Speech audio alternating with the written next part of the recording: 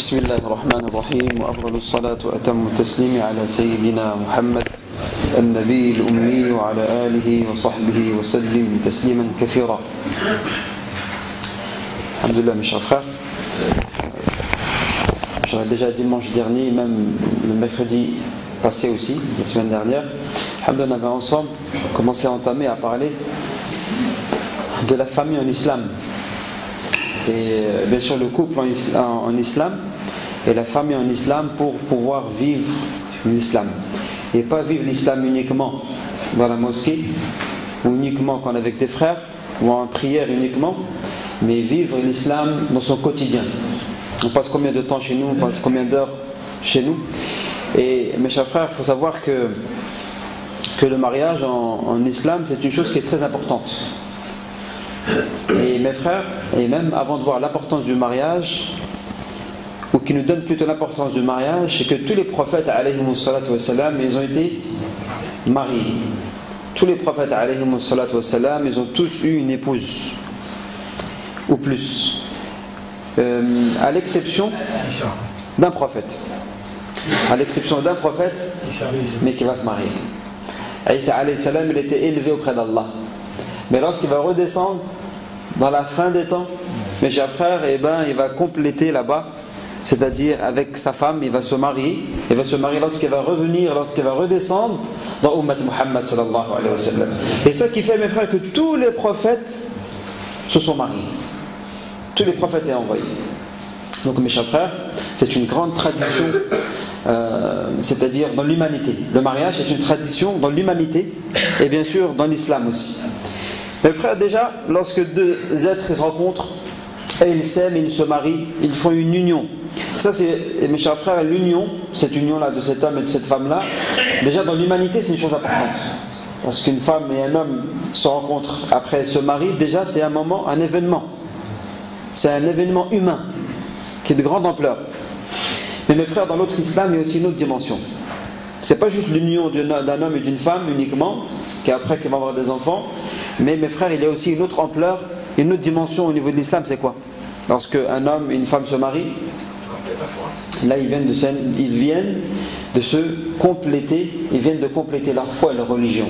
C'est-à-dire que leur foi à eux deux, si cette même femme et ce même homme, ils restent célibataires, ils vivent le célibat, et bien elle et lui, ils ne pourront pas compléter leur foi et leur religion.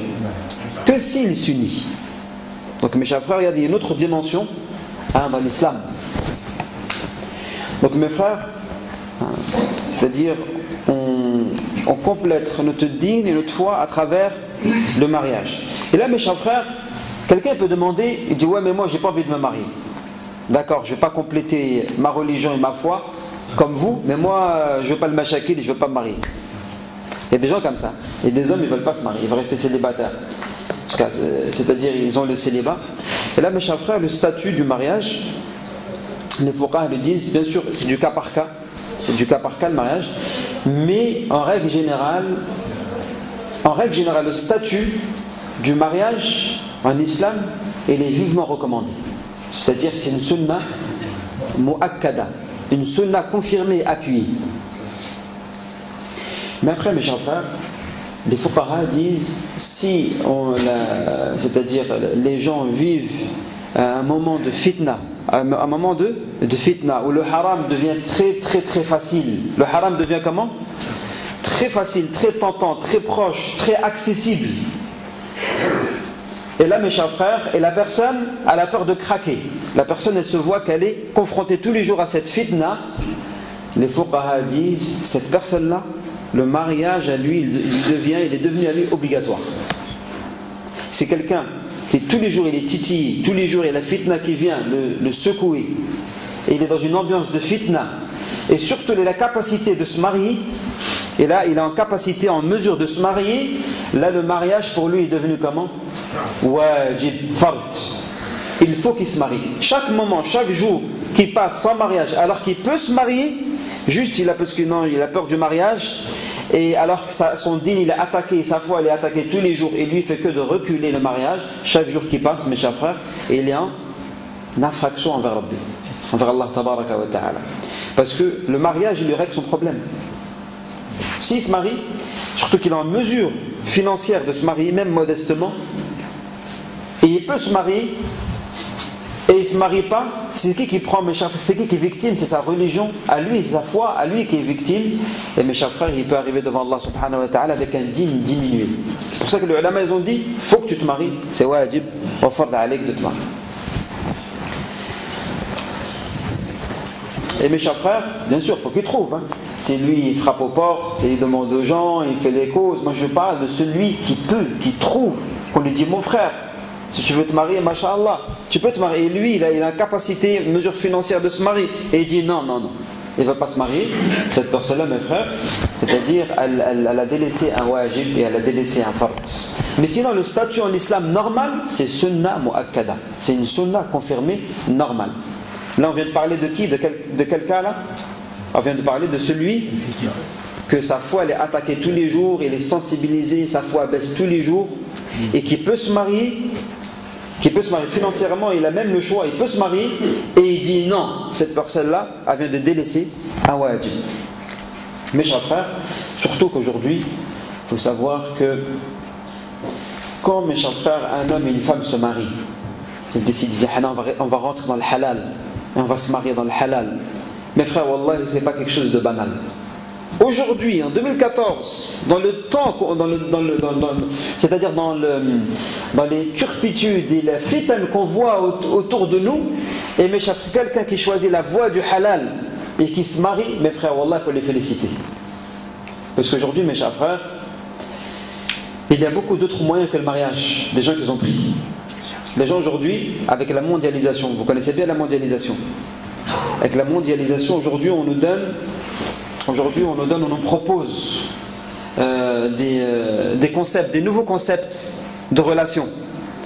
Voilà, concubinage, je peux rester avec une fille, copain-copine, c'est-à-dire ils ont 40 ans, 45 ans, 30 ans, 35 ans, 20 ans, 25 ans, ils sont ensemble. Et voilà, ils se fréquentent, ils mangent ensemble. Carrément, lui, il va chez la famille, et elle vient chez eux. Et ils ne sont pas mariés, halal. Alors, mes chers frères, aujourd'hui, avec la mondialisation, que beaucoup de jeunes filles musulmanes, elles ont accepté, et beaucoup de jeunes garçons musulmans ont accepté ce concept. Voilà, on est là, tout le monde sait qu'on est un petit peu copain-copine, on se fréquente, et des fois ça arrive, mes chers frères, qui tombent dans le zina très fréquemment, et qu'après qu'ils ont des enfants dans le haram. Et vous savez que, mes chers frères, un enfant de zina, c'est une affaire qui est très compliquée. Un enfant de zina, c'est très très compliqué lorsqu'on arrive à ce stade de la grossesse, et qu'après la femme tombe enceinte, tout ça dans un cadre non religieux, non shara'i.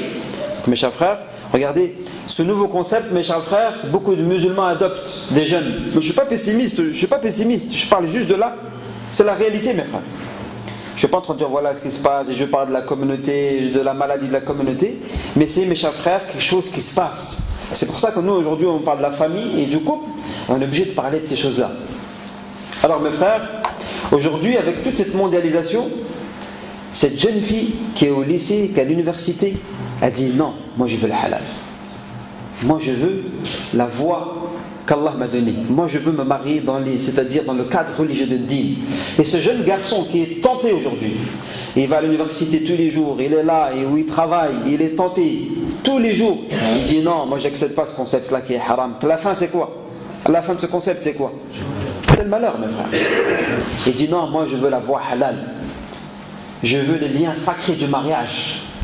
C'est pour ça que, mes frères, à chaque fois qu'on entend que des gens se sont mariés, on doit être content. Wallah, mes frères. Lorsqu'on entend une femme, une fille, un garçon, ils se sont mariés, on doit les féliciter. Mabrouk alayk. Mubarak alayk. Et on leur dit la dua. Et on doit même féliciter qui? On doit féliciter qui aussi? On doit féliciter même leurs parents. Les parents de cette fille, les parents de ce garçon, doivent les féliciter. Mabrouk alaykum. Qu'est-ce que ça veut dire, mes chers frères, qu'aujourd'hui un garçon et une fille se marient dans le halal avec les liens sacrés de l'islam, du mariage? Qu'est-ce que ça veut dire? Ce garçon-là, mes chers frères, pour qu'il arrive à ça, il a une éducation derrière ou pas? Il n'y a pas eu une éducation de la mère, de la maman, du père. Il dit attention le haram, attention c'est le halal. C'est ça qu'il faut. Il y a une éducation ou pas? Et cette fille aussi, avec toutes les tentations qu'elle a eues, mais elle s'est préservée, elle est restée chaste. Elle a choisi la voie d'Allah. La voie d'Allah tabaraka wa ta'ala. Ça veut dire que, mes frères, qu'il y a une maman, une mère derrière et un père derrière qui ont éduqué cette fille. C'est pour pour ça que mes chers frères, aujourd'hui, lorsqu'on entend que des gens sont mariés, on doit être content, mes chers frères, on doit être réjoui et on doit féliciter ces gens-là. Inch'Allah, mes chers frères.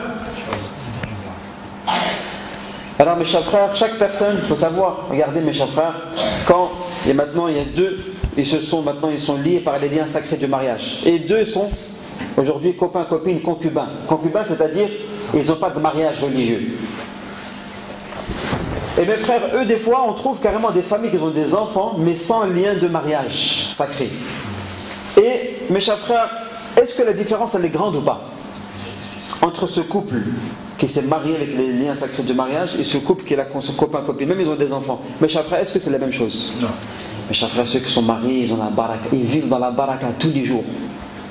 Et l'autre couple, mes frères, l'autre couple, chaque seconde qu'ils vivent, c'est une seconde dans le haram. Une seconde. Ils disent ouais, mais nous on est ensemble. De toute façon, tout le monde est au courant. Mais chaque seconde qui passe, ils sont dans le haram. Mes chers frères, une grande différence, mes chers frères, c'est-à-dire lorsque l'union elle est faite par le halal, combien de baraka, combien de khair. Mes chers frères, là, comme on parle du mariage, laissez-nous parler de l'éducation de la fille rapidement. Vite fait un hadith. Parce que si aujourd'hui combien de frères ils veulent se marier, mais ils n'arrivent pas à trouver l'âme sœur. Ils n'arrivent pas à trouver la femme qu'il faut. Et combien de femmes aussi n'arrivent pas à trouver l'homme qu'il faut. Mes frères, le prophète sallallahu alayhi wa sallam, justement, il nous dit, le père qui arrive à éduquer deux filles, mais bien une bonne éducation, le prophète sallallahu alayhi wa sallam dit, écoutez mes chers, ouvrez vos oreilles, le prophète sallallahu alayhi wa sallam dit, moi et lui au paradis on est comme ça. Moi et lui on est comme ça au paradis. Éduquer une fille. Parce que mes chers frères, si les filles aujourd'hui, si la fille elle est pieuse, ça va être une maman comment? Ça va être déjà une épouse pieuse. Donc le mari lui-même il va se ranger. Et aussi mes chers frères, ça va devenir aussi après une épouse, ça va devenir une mère. Et une mère qui va bien éduquer ses garçons et ses filles, c'est-à-dire les futures générations. Alors le prophète sallallahu alayhi wa sallam a dit, moi et lui au paradis on est comme ça, celui qui a deux filles qui les éduque bien. Mais là mes chers frères, éduquer sa fille jusqu'à quand? Les fuqaha ils disent, ce hadith-là, les ulama ont donné des commentaires. Ils ont dit, celui qui donne une bonne éducation à sa fille, qui l'éduque sur la salat, c'est-à-dire sur la pudeur, c'est-à-dire un bon comportement, le respect, la crainte d'Allah subhanahu wa ta'ala, jusqu'à quand mes frères? Pas quand elle a 10 ans, 11 ans, 12 ans après elle arrête. Non. Jusqu'au mariage. C'est pas au mariage. Les fuqaha ils disent, c'est quand qu'il va finir et qu'il pourra être avec le prophète comme ça, c'est jusqu'à qu'il va lui choisir un bon mari. Quand le jour, ça il a choisi un bon mari, un mari pieux qui craint Allah, qui a des qualités, ça y est, il rentre dans le hadith de Rasulullah. Là il vient de finir et de parachever son éducation. C'est pour ça que mes frères, c'est-à-dire le choix. C'est-à-dire le choix de le futur mari de ta fille, il a une grande importance. C'est-à-dire toi tu as donné une bonne éducation, et des fois ça arrive mes chers frères. On donne plus ou moins une bonne éducation, mais après, le jour de choisir le futur mari de ta fille, on baisse les yeux sur beaucoup de choses. Sur des choses qui ont de grande valeur, comme la piété, comme la prière, comme j'ai dit la semaine dernière, sur salat. Des fois on est négligent même envers la salat. Il ne prie pas trop à la mosquée, il ne fait pas trop ses prières. Bon, ma'alesh, il vient d'une famille riche, on lui marie une autre fille. Et là mes chers frères, on ne rentre pas dans le hadith. Même tu t'es fatigué avec ta fille, mais tu ne rentres pas dans le hadith de Rasulullah sallallahu alayhi wa sallam. Donc mes chers frères, c'est pour ça que l'islam nous apprend, regardez, lorsque mes chers frères, le père il vient de marier sa fille à un bon mari, qu'est-ce qui vient de se passer là? Mes frères, qu'est-ce qui vient de se passer là? Là mes chers frères, il vient de passer quoi? Le père vient de passer le relais. Il vient de faire quoi là? Il vient de passer le relais. Maintenant c'est plus moi, maintenant c'est lui ton mari. C'est pour ça que quand la femme se marie, la femme maintenant elle est sous la tutelle, elle est sous la responsabilité de qui en premier lieu? De son mari. Et on va dire en deuxième position, son père. Mais maintenant c'est le mari, c'est devenu le numéro 1. C'est-à-dire le mari maintenant il devient responsable de sa religion, il est responsable de sa femme. Comment il doit, c'est-à-dire s'occuper d'elle, pas au niveau que de le manger, la nourriture et de la robe, mais de s'occuper d'elle au niveau de l'éducation, au niveau de din, au niveau de toute l'éducation des enfants. D'accord mes chers frères? Enfin, mes frères, il y a deux piliers importants. Deux piliers très importants qui donnent l'équilibre et la stabilité du couple. Vous êtes d'accord avec moi mes chers frères? Ou quand vous suivez, vous êtes avec moi? Deux piliers qui sont très importants pour l'équilibre et la stabilité du couple. La première chose mes chers frères, le premier pilier, c'est Al-Mawadda. Allah il l'a appelé comment? Al-Mawadda. Al-Mawadda c'est le hub, l'amour que l'homme il a dans son cœur pour sa femme. Ça mes chers frères c'est un pilier très important. Et le deuxième pilier mes chers frères c'est quoi? C'est le din. On aurait pu dire din et amour. Amour, din. En tout cas les fuqaha et les ulama et les gens sages disent que si un des deux manque à l'appel, c'est le déséquilibre dans le couple. Il faut qu'il y ait les deux. Les deux. Il faut qu'il y ait le mawadda et qu'il y ait aussi le din. Alors mes chers frères, si maintenant il y a le mawadda dans le couple, il s'aime, masha'Allah, mais il n'y a pas le din, ça passera des problèmes ou pas? Le mawadda, masha'Allah, il a rahma pour sa femme, il aime sa femme, et en retour, la même chose, mais il n'y a pas la piété, il n'y a pas la crainte d'Allah, il n'y a pas les ordres d'Allah qui régissent leur vie. Qu'est-ce qui va se passer à la fin? Des problèmes. Il va se passer des problèmes. Et mes frères, s'il y a d'accord le din, il y a le din, masha'Allah, mais il n'y a pas le mawadda, ça pose un problème ou pas? Le père, masha'Allah, fait qiyam al-layl, masha'Allah, les deux gênent le lundi, le jeudi, masha'Allah, ils vont au umrah, ils font leur prière, mais il n'y a pas de mawadda. Il n'y a pas de mawadda. Est-ce que ça marche? Non. Ça ne marche pas aussi. Des fois tu trouves des couples, des fois il y a des litiges, par exemple, des gens qui viennent nous voir, qui viennent... L'homme il est bien, l'homme c'est un homme pieux, la femme aussi elle est pieuse, mais ils ont un problème. C'est le chat et la souris à la maison. Pourtant, subhanallah, ils font la prière, tous les deux craignent Allah, mais c'est le chat et la souris, ils ne s'entendent pas. C'est pour ça que c'est deux piliers très importants dans le couple. Mes chers frères,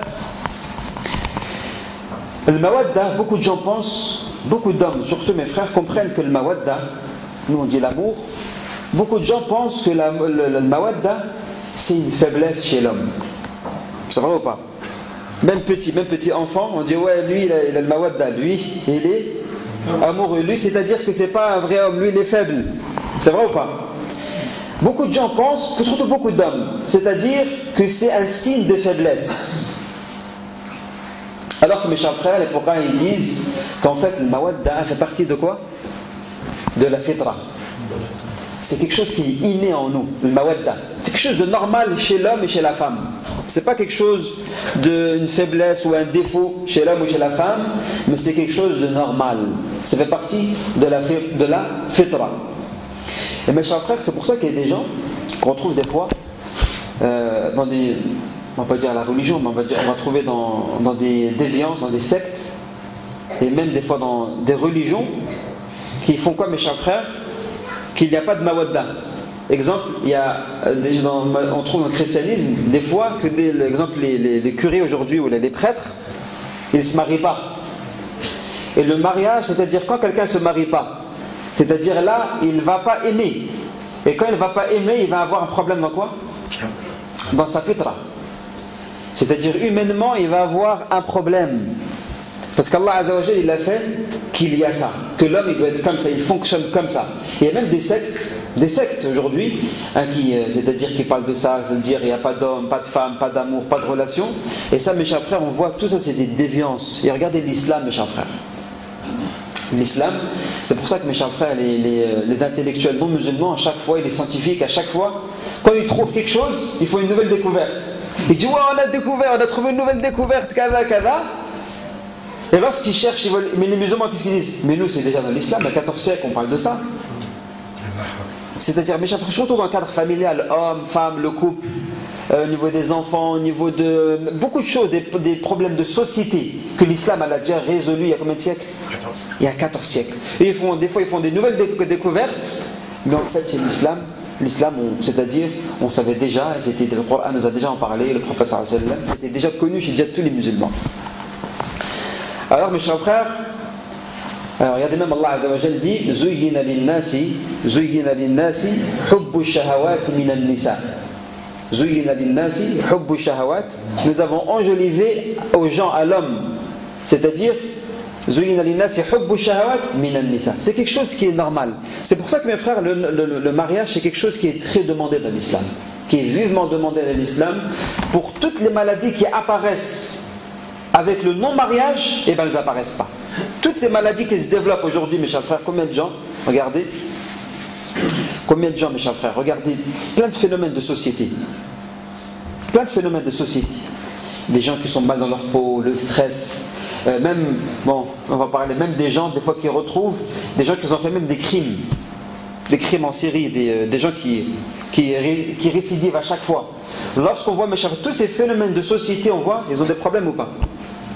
Il ne connaît pas son père. Il ne connaît pas sa mère. Il a grandi dans des centres. C'est vrai ou c'est pas vrai? C'est des enfants de zina. La plupart des gens que tu trouves qui font des crimes horribles, à chaque fois que tu reviens, tu ouvres leur dossier à eux, c'est quoi? La plupart c'est des enfants de zina, de fornication, d'adultère. Ils ne connaissent pas leur mère, ils ne connaissent pas leur père. Et là, mes chers frères, lorsqu'il y a le din, tous les problèmes, mes chers frères, ils sont résolus, il n'y a pas de problème dans la Ummah lorsque les gens se tiennent à din. Alors mes chers frères, on voit ici, mes chers frères, que l'islam a dit, regarde, al-mawadda wa rahma. Il a dit al-mawadda wa rahma. La relation entre l'homme et la femme, c'est quoi? C'est amour et rahma. C'est quoi rahma, mes chers frères? Ar-rahma, c'est la compassion et la miséricorde. Aujourd'hui, mes chers frères, les gens, beaucoup de gens, ils se marient. C'est quoi la cause de leur mariage? Pourquoi ils se sont mariés, comme je disais la semaine dernière? C'est quoi qui a fait qu'ils se sont aimés, qu'ils se sont mariés? C'est un coup de foudre. Et des fois, c'est physique. Ah, il est beau. Ah, je veux me marier avec lui. Elle est belle. Je veux me marier avec elle. Alors, mes chers frères, aujourd'hui, ça, je ne veux pas vous apprendre quelque chose, mais aujourd'hui, avec la mondialisation des feuilletons et des films, c'est vrai, c'est pas vrai. Aujourd'hui, c'est quoi? L'amour, c'est quoi? C'est pas le mawadda. Regarde, Allah, il a dit le mawadda. C'est amour avec miséricorde. Aujourd'hui, les gens, mes chers frères, ce qu'on voit dans les films et dans les feuilletons, c'est quoi aujourd'hui? C'est aujourd'hui, les gens, c'est la contemplation de la beauté. C'est ça ou pas? C'est ils contemplent la beauté. Aujourd'hui, même, mes chers frères, même des multinationales, des grandes marques, qu'est-ce qu'elles font aujourd'hui pour faire vendre leurs produits? Qu'est-ce qu'ils font? Ils mettent une belle femme. Aujourd'hui, avec la mondialisation, on est dans la contemplation de la beauté. Si c'est beau, j'achète. Si c'est beau, j'adhère. Si c'est beau, j'accepte. Alors aujourd'hui, mes chers frères, c'est pareil. Même les couples, voilà, il est beau, elle est belle, ils se marient. Et après, mes chers frères, c'est quoi après dans le couple? Après, c'est des grands problèmes. Mais mes chers frères, nous dans l'islam, il n'y a pas, on ne fait pas attention juste à l'amour, à la beauté physique. Nous dans l'islam aussi, on fait attention à la beauté spirituelle de la religion. Al-din wal-khuluq. Et si la personne a la din, comme j'avais bien expliqué la semaine dernière, si le din c'est ok, après je regarde, après la beauté. C'est-à-dire, d'abord, premier choix, il faut que je vois d'abord le din. Et la beauté, il n'y a pas de problème. Din, beauté, il n'y a pas de problème. Mais beauté sans din, c'est un grand problème. Là, mes chers frères, dans l'islam, on a al-mawadda wa rahma. On a la miséricorde. Regardez comment Allah Azza wa Jalla a dit. C'est-à-dire quand un couple il se marie, ils ont la miséricorde ensemble. C'est pas juste ils sont beaux, elle est belle, il est beau, mais après il n'y a pas de beauté intérieure. Il n'y a pas la richesse de l'âme et du cœur. Et après, mes chers frères, ça devient les plus bons, on va dire les plus beaux amis ou les plus bons amis. Après, ils deviennent comment? Les pires des ennemis. Alors dans l'islam, non, il y a le mawadda ar-rahma. Et c'est quoi, mes chers frères, ar-rahma? Ar-rahma, c'est-à-dire la clémence, la douceur, de faire attention à l'autre. Et c'est ça, mes chers frères, que nous, on doit demander. Regardez le prophète sallallahu alayhi wa sallam. Le prophète, il avait le mawadda ar-rahma avec sa femme ou pas? Le prophète, il n'avait pas le mawadda ar-rahma avec son épouse. Regardez Khadija radiallahu anha, combien elle aimait son mari et combien elle avait de la miséricorde envers son mari. C'était pas une histoire de beauté.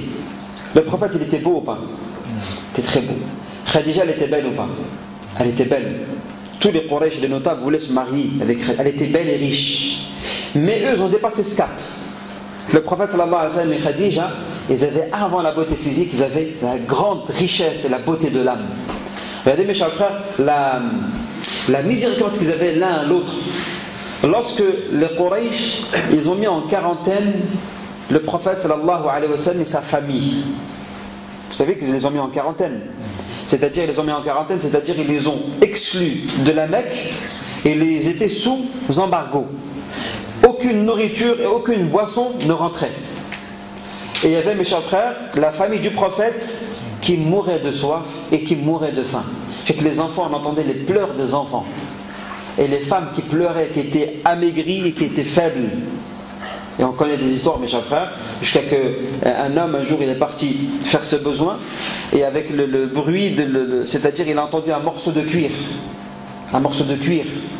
Mes frères, il a pris ce morceau de cuir et il l'a fait bouillir et il l'a mangé. Il a mangé ce morceau de peau. Et c'était, il disait, tu sais qu'ils mangeaient, mes chers frères, ils mangeaient les feuilles des arbres. Tu sais qu'ils avaient des aftes sur leur bouche. Et les enfants, les femmes et les vieillards. Khadija, mes chers frères, c'était l'épouse de Rasulullah, c'est vrai ou pas? Mais Khadija, est-ce qu'elle faisait partie de sa famille, de sa tribu? Khadija ne faisait pas partie de sa tribu. C'est-à-dire, Khadija radiyallahu anha, elle pouvait dire au prophète, il dit, moi je ne fais pas partie de votre tribu, moi je suis faible, je suis une femme, je peux retourner chez ma tribu pour bien manger et boire. Mais Khadija, qu'est-ce qu'elle a fait, mes chers frères? Khadija pouvait faire l'aller-retour. Khadija pouvait faire aller-retour, manger, boire et aller voir le prophète et retourner à la Mecque comme elle voulait. Mais qu'est-ce qu'elle a fait, Khadija? Khadija a dit, Ya Rasulullah, ce qui afflige, ce qui touche toi et ta tribu, eh bien il me touche moi aussi. Et Wallah, mes chers frères, elle est restée sous embargo avec le prophète jusqu'à qu'elle était amaigrie, jusqu'à que, mes chers frères, les signes de la maladie ont commencé à apparaître, jusqu'à qu'elle est devenue malade, jusqu'à quand elle en est morte. Khadija radiallahu anha, mes chers frères, elle est morte à cause de cet embargo-là et de cette faiblesse qu'elle avait physique, mes chers frères. Regardez la mawadda, regardez l'amour qu'elle avait avec le prophète sallallahu alayhi wa sallam et la miséricorde qu'ils avaient, et c'est-à-dire qu'ils avaient l'un à l'autre. Et mes chers frères, regardez, même le prophète sallallahu alayhi wa sallam, regardez le prophète sallallahu alayhi wa sallam comment il était avec ses femmes, et la mawadda, rahma qu'il avait avec ses épouses. Mes frères, le prophète sallallahu alayhi wa sallam, une question. Le prophète sallallahu alayhi wa sallam, il est mort où? Il est mort chez qui? Il est mort près de qui? Le prophète sallallahu alayhi wa sallam, regardez-le, mes chers frères, un grand homme comme Rasulullah, la plus belle créature qui a jamais existé. Le prophète sallallahu alayhi wa sallam, c'est la plus belle des créatures. Qu'aucune créature ne peut être comme le prophète sallallahu alayhi wa sallam. Il a été choisi par Allah. Il est meilleur même que les anges, meilleur que tous les prophètes. Ce grand homme qui est Rasulullah sallallahu alayhi wa sallam. Le prophète sallallahu alayhi wa sallam qui était à la tête d'une nation, d'une umma. Le prophète sallallahu alayhi wa sallam, il gérait combien d'hommes dans sa vie? Mais il est mort où, mes frères? Il est mort dans la pièce de Aïcha. Regarde, normalement, un grand général. Un grand général, en règle générale, ça meurt où? Dans le champ de bataille ou pas? Un grand homme, un grand général. Il ne meurt pas avec sa femme, un grand général. Souvent, les grands généraux, qu'est-ce qu'ils font? Un grand général des grandes armées, il meurt sur le combat ou pas? Est-ce que le prophète, il est mort une lance dans la main, une épée dans la main, avec une armure? Le prophète sallallahu alayhi wa sallam, regardez-nous combien d'hommes aujourd'hui, lorsque quelqu'un a le mawadda ou le rahma avec sa femme, c'est un signe de faiblesse. Un homme qui parle avec sa femme, un homme qui aime parler avec sa femme, c'est un signe de faiblesse. Non, mon frère, le prophète, il aimait parler avec ses épouses. Je sais que mes chers frères, le prophète sallallahu alayhi wa sallam, il est mort dans la pièce de Aïcha radiyallahu anha, et le prophète sallallahu alayhi wa sallam, il est mort sur ses genoux. Et là, le siwak qu'il avait, que lorsque Abdurrahman, le frère de Aïcha, le fils d'Abu Bakr, il est rentré, le prophète sallallahu alayhi wa sallam a regardé le siwak. Et Aïcha, elle a vu que le prophète a vu le siwak. Regardez l'attention qu'elle avait. Le prophète lui donnait de l'amour, elle lui a donné de l'amour. Le prophète sallallahu alayhi wa sallam lui a donné de l'attention, elle lui a donné de l'attention. Elle a vu que le prophète sallallahu alayhi wa sallam regardait le siwak. Qu'est-ce qu'elle a fait? Elle a demandé à son frère le siwak. Et elle l'a mélangé, elle l'a mis dans sa bouche. Et elle l'a, c'est-à-dire mastiqué avec sa bouche. Et elle l'a donné à Rasulullah sallallahu alayhi wa sallam. Et là, mes chers frères, le prophète sallallahu alayhi wa sallam, son âme a quitté le prophète sallallahu alayhi wa sallam alors qu'il était sur les genoux. Sa tête, elle était sur la poitrine de Aïcha radiyallahu anha. La tête bénie de Rasulullah sallallahu alayhi wa sallam, elle était sur sa tête, sur sa poitrine, alors que sa salive venait de se mélanger avec la sienne. C'est pour ça qu'Aïcha a dit le plus beau jour et le meilleur jour, c'est-à-dire et la plus belle chose qui m'est arrivée dans ma vie, c'est que le prophète il est mort chez moi, c'est-à-dire sa tête sur ma poitrine et ma salive mélangée à sa salive. Regardez comment le prophète il était avec ses épouses. Et le prophète pendant les affres de la mort, le prophète sallallahu alayhi wa sallam il dit, c'est-à-dire le prophète il a dit, c'est-à-dire que je voudrais mourir. Le prophète sallallahu alayhi wa sallam il a dit que j'aimerais mourir, c'est un souhait, je voudrais mourir et j'aimerais mourir auprès de Aïcha radiyallahu anha. Regardez, le prophète sallallahu alayhi wa sallam il n'a pas dit ouais prenez-moi à la mosquée, je vais faire de raka'at, je vais mourir en soujoud, ou là je vais mourir dans le champ de bataille. Le prophète sallallahu alayhi wa sallam il est mort avec une de ses épouses qui était la plus aimée, Aïcha radiyallahu anha, envers le prophète sallallahu alayhi wa sallam. Et mes chers frères, c'est ça. C'est ça. C'est pas comme dans les films. Dans les films aujourd'hui, qu'est-ce qu'ils nous montrent dans les films? C'est juste quoi? Une contemplation du physique et de la beauté physique. C'est vrai, c'est pas. Ils s'aiment, pourquoi? Parce qu'il n'y a que le physique. Comme aujourd'hui, mes chers frères, il nous faut montrer des films. Et il faut montrer aussi à la télé, mes chers frères. C'est quoi aujourd'hui qui a de l'audience? Qui a beaucoup d'audience à la télé en ce moment, c'est quoi? Ah, mes chers frères, c'est quoi? Tout ça, tous les téléfilms réalité, là, les films réalité. Et c'est quoi, mes chers frères? C'est quoi, mes chers frères? Ils mettent des gens dans une cage comme des animaux. C'est vrai ou pas? Mais une belle cage, avec des caméras.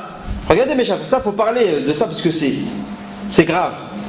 Ils mettent des gens dans une cage en doré, avec des caméras dans toutes les pièces.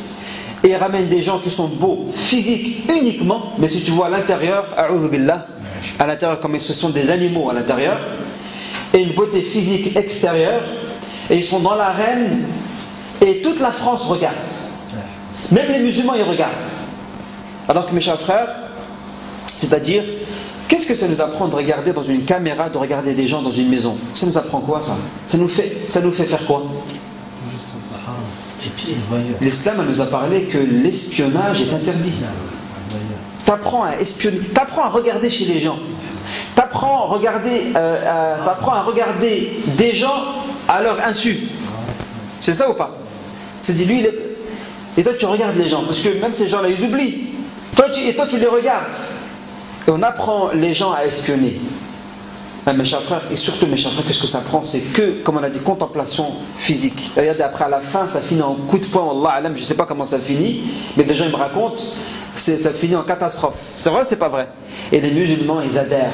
Les musulmans, les jeunes filles, ils regardent. C'est pour ça qu'aujourd'hui, les gens, si le garçon il est moyen, même il est charmant, mais il est moyen, non, je ne veux pas de lui. Alors qu'il a ça comme qualité, il a l'honnêteté, il va te respecter, il va te donner la valeur. C'est lui le père de tes futurs enfants. Non, mais il n'est pas mignon. C'est vrai, c'est pas vrai? Et c'est pareil pour l'homme aussi. Quand on parle des filles, on parle des garçons. Après, le garçon, c'est pareil. Ouais, non, mais moi, je veux comme à la télé. Il veut comme quoi? Mais à la télé, c'est quoi? C'est que de la chirurgie ou pas, mes frères? Moi, je veux comme la télé. Et voilà, sa future femme, il la veut comme ça, sa femme. Mes chers frères, aujourd'hui, on est dans une société où c'est la contemplation physique uniquement. Les gens ne regardent que l'extérieur. Ah, il est charmant, il est charmante. Alors que mes chers frères, Naam, le prophète sallallahu a dit la femme, elle est posée pour 4 choses. Dedans, il y a la beauté. On a le droit de choisir la beauté. Mais d'abord, regardez, est-ce qu'elle est pieuse? Après, elle peut être belle. Il est pieux. Après, il peut être beau, il n'y a pas de problème. Donc, mes chers frères, l'islam nous apprend, il y a le mawadda dans le couple, le mawadda rahma. C'est pas que le physique. Regardez, le prophète sallallahu il dit le signe de la femme pieuse, le prophète sallallahu alayhi wa sallam, écoutez bien ces paroles-là, il dit إِذَا نَظَرْتَ إِلَيْهَا أَسَرَّتْكَ. Beaucoup de gens n'ont pas compris le hadith. Le prophète sallallahu alayhi wa sallam dit lorsque tu la regardes, lorsque tu regardes ton épouse et ta femme, أَسَرَّتْكَ, c'est-à-dire elle te fait rentrer de la joie, elle te réjouit, elle te met sakina dans ton cœur.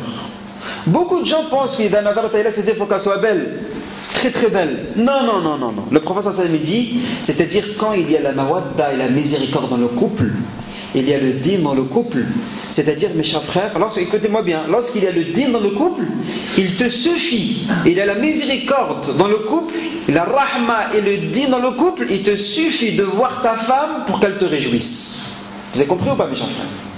C'est-à-dire, quand il y a une bonne relation avec le din, et il y a la miséricorde entre les deux couples, entre le couple, et bien mes chers frères, et ben lorsque tu vois ta femme, et ben t'es heureux. Et lorsque la femme regarde son mari aussi, normalement mes chers frères, c'est ça. Lorsque la femme, si le couple est, c'est-à-dire régidé par din, il y a l'amour d'Allah entre les deux, et ben lorsque la femme voit son mari, et ben ça lui fait rentrer de la joie. Lorsque le mari revient du travail le soir, et ben la femme elle est heureuse de retrouver son mari. Et c'est pareil, le mari il est heureux de retrouver sa femme lorsqu'il y a vraiment din entre les deux. Enfin, mes chers frères,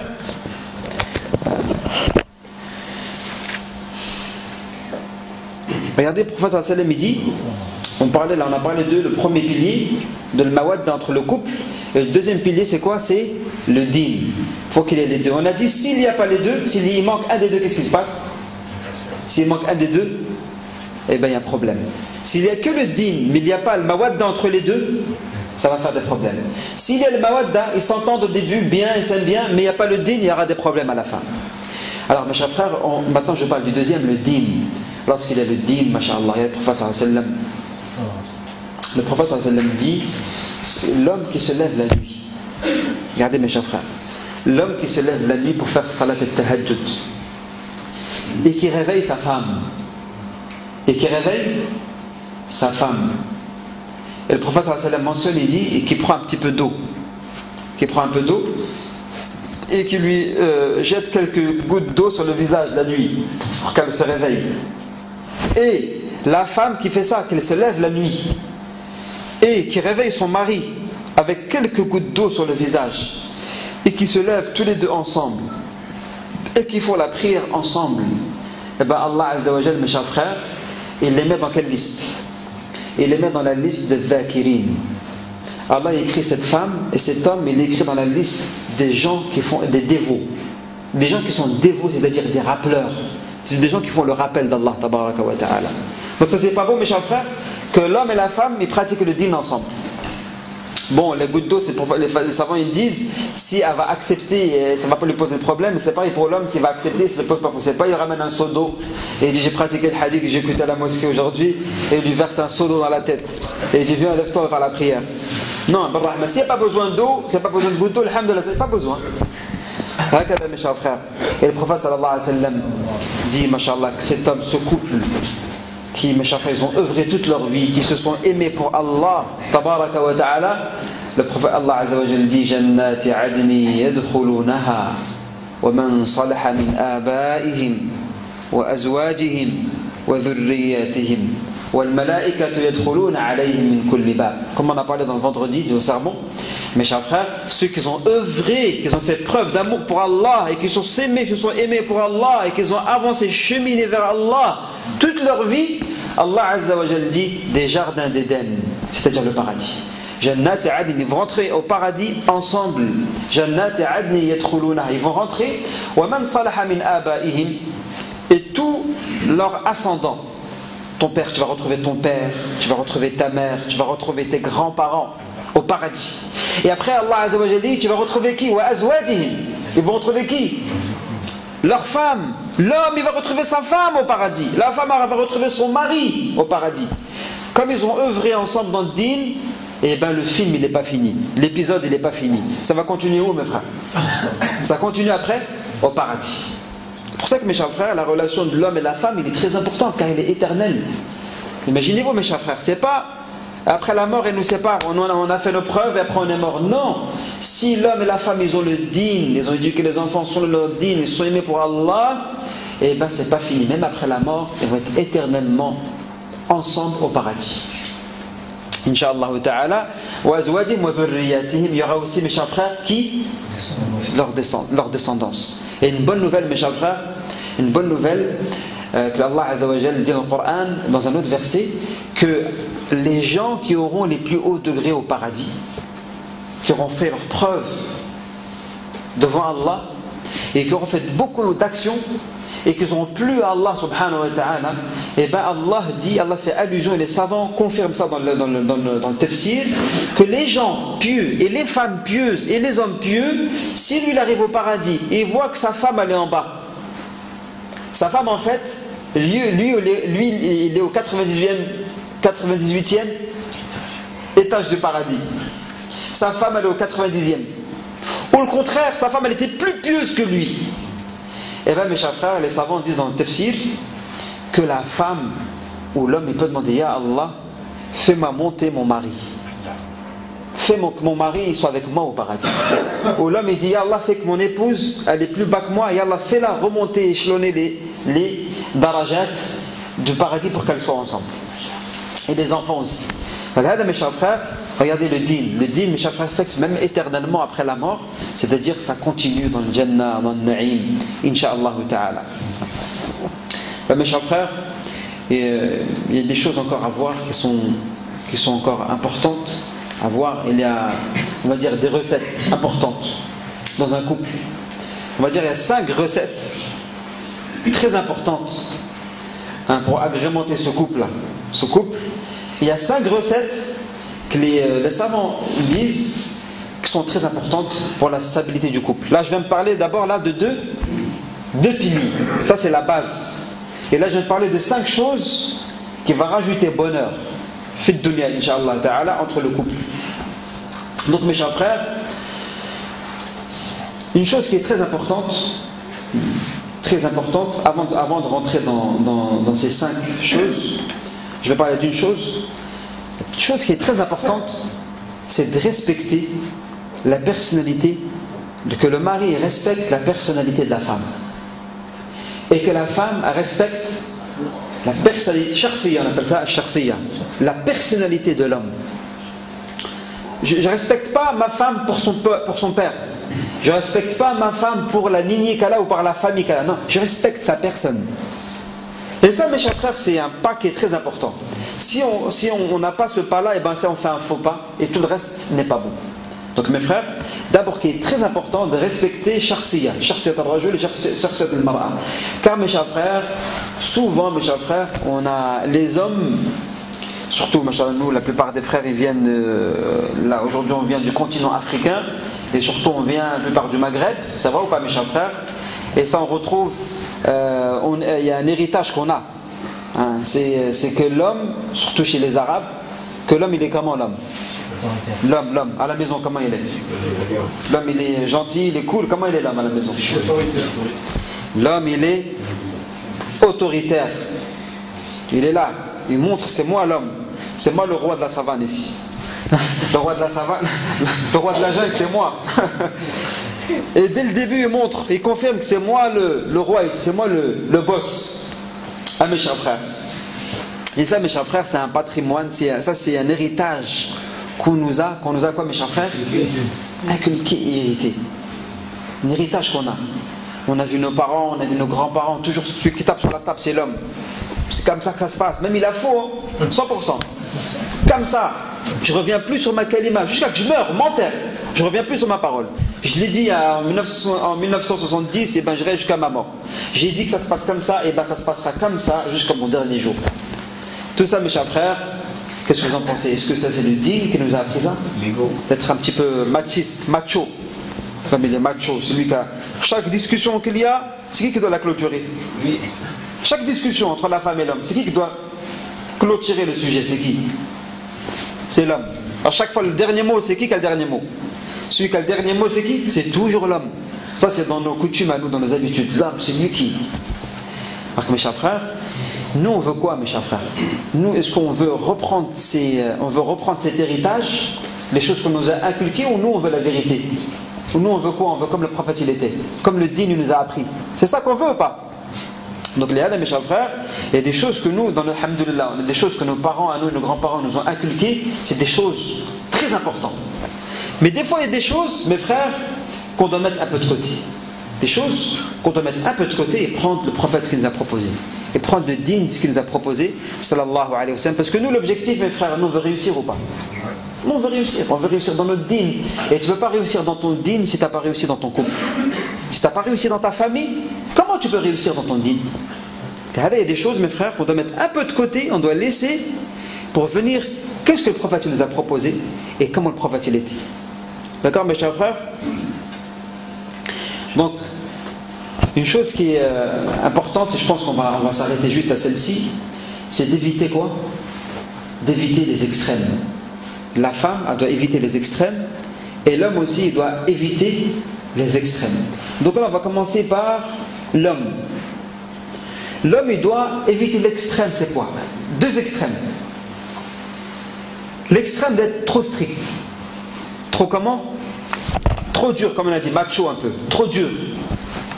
Ça, il faut éviter d'être trop dur, trop rigide, trop strict.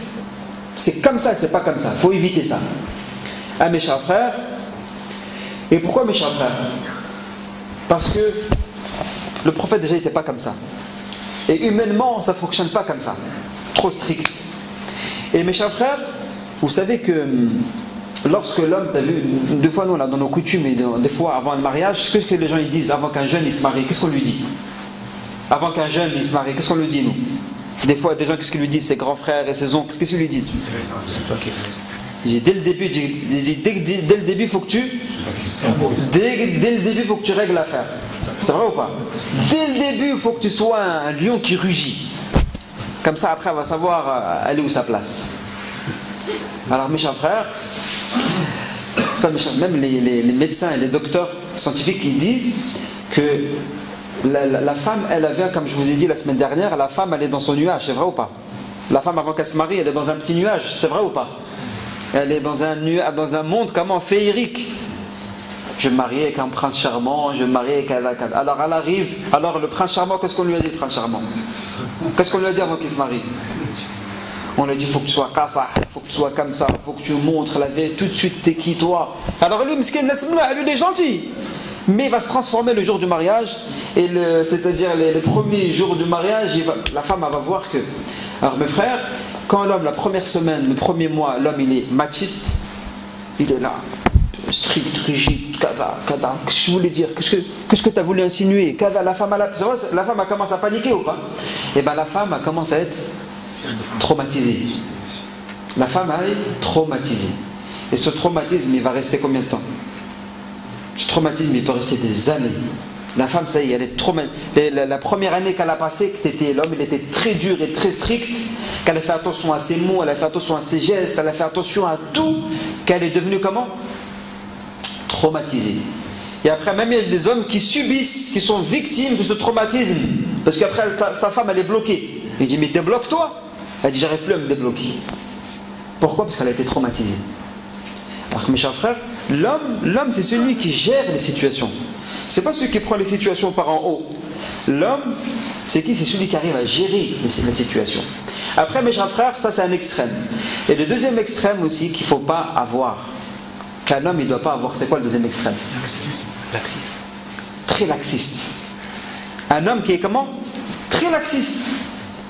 C'est-à-dire il laisse tout passer. Et c'est-à-dire il n'a pas de mots à dire, il ne sait pas quoi dire, il ne sait pas quoi faire, il est mou. Et il est laxiste. Et là mes chers frères, ça peut faire aussi des problèmes. Il laisse tout passer, il laisse tout passer, il laisse tout passer. Et après il peut y avoir des problèmes. Là, mes chers frères, nous l'homme il n'est pas trop strict, mais il n'est pas aussi laxiste. On est comment? On est normal, je suis moi-même. Quand il y a quelque chose qui va, alhamdoulilah, je dis que ça va. Quand il y a quelque chose qui ne va pas, qu'il faut changer, on en parle. C'est vrai ou c'est pas vrai? Fa'akala, mes chers frères, d'éviter ces extrêmes. Parce que mes chers frères, trop laxistes, et de laisser les choses se faire, et bien la femme, avec le temps, écoutez-moi bien, les frères, ceux qui ne sont pas mariés, et même ceux qui sont mariés, qu'est-ce qui se passe quand l'homme il est trop laxiste? C'est que la femme, elle est obligée maintenant de jouer le rôle de qui? De l'homme. Elle est obligée de... Parce que l'homme il ne sait pas choisir, vas-y, qu'est-ce que tu veux toi? Donc la femme, elle est obligée de monter en grade, et elle est obligée de quoi? De prendre le rôle, de faire le rôle du mari. Et après, quand il y a les enfants, elle doit faire le rôle aussi du père, c'est-à-dire elle est épouse, et en même temps elle est un peu le père, et en même temps elle est la maman et la mère. Ça fait trop de choses. Et après, mes chers frères, ça fait des problèmes. Parce qu'après, la femme, elle dit, mais c'est toi qui dois faire ces choses-là, c'est toi qui dois s'occuper de ces dossiers-là, c'est toi qui dois les... Ça concerne toi, ça ne concerne pas moi.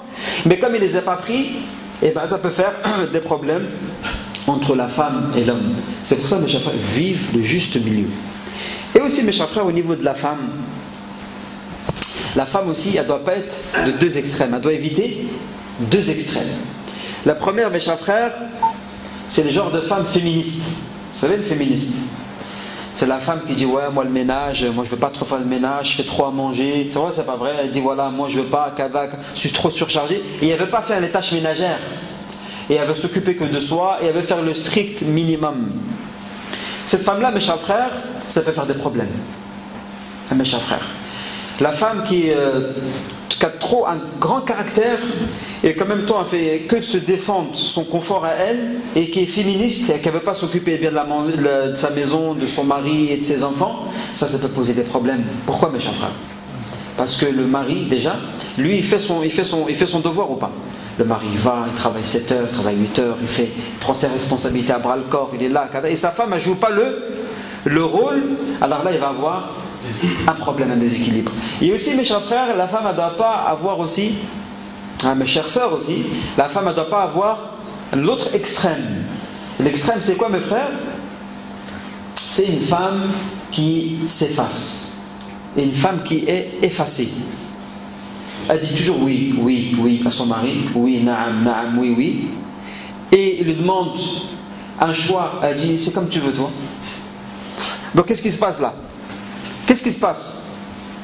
C'est que l'homme là, il a personne en face de lui. C'est vrai ou pas? Donc ça va que dans un sens. Et il n'y a jamais de retour. C'est comme tu fais un dialogue avec un mur, ou tu fais un dialogue avec... Il n'y a jamais rien en retour, mes chers frères. Alors que la femme, non, la femme elle a des opinions à dire, la femme elle a des fois une manière, une autre vision que la tienne. C'est vrai ou c'est pas vrai? Tout ça c'est une richesse ou pas? Regardez, mes chers frères, lorsque le prophète sallallahu alayhi wa sallam, regardez, ça montre le dialogue qu'il y avait entre Khadija et le prophète. Lorsque le prophète sallallahu alayhi wa sallam, il a eu la révélation. Lorsque la révélation est descendue sur le prophète sallallahu alayhi wa sallam, le prophète il était apeuré ou pas? Le prophète il était pris de panique. Le prophète sallallahu alayhi wa sallam était pris de panique, mes chers frères, il a eu peur. L'arc, Jibril, il est venu, il l'a pris, il l'a serré, iqra, iqra, kada. Et alors le prophète sallallahu alayhi wa sallam, il est parti chez qui, mes frères? Il est parti chez son grand ami, Abu Bakr. Parce que Abu Bakr c'était déjà l'ami de Rasulullah avant l'islam. Ils se voyaient, ils se fréquentaient, ils se discutaient. Est-ce qu'il était voir un homme? Est-ce qu'il était voir des gens sages de la Mecque? Le prophète, il était voir qui? Parce que Khadija n'était pas musulmane encore. Il était voir qui, le prophète? Nous aujourd'hui, c'est vrai, c'est pas vrai. Il était voir qui? Il était voir Khadija, son épouse. Regardez la transparence et la relation qu'ils avaient, homme-femme, épouse. La première qu'il était voir qui, c'est sa femme Khadija. Allahu Akbar. Il a expliqué cette situation. Il disait Melouni, couvre-moi, et Khadija l'a couvert. Et regardez comme il y avait un dialogue. Regardez le dialogue. Khadija elle a enrichi le prophète. Khadija radiyallahu anha, elle a trouvé les mots. C'est pas une femme effacée, Khadija. Khadija c'était une femme effacée? C'était pas une femme effacée.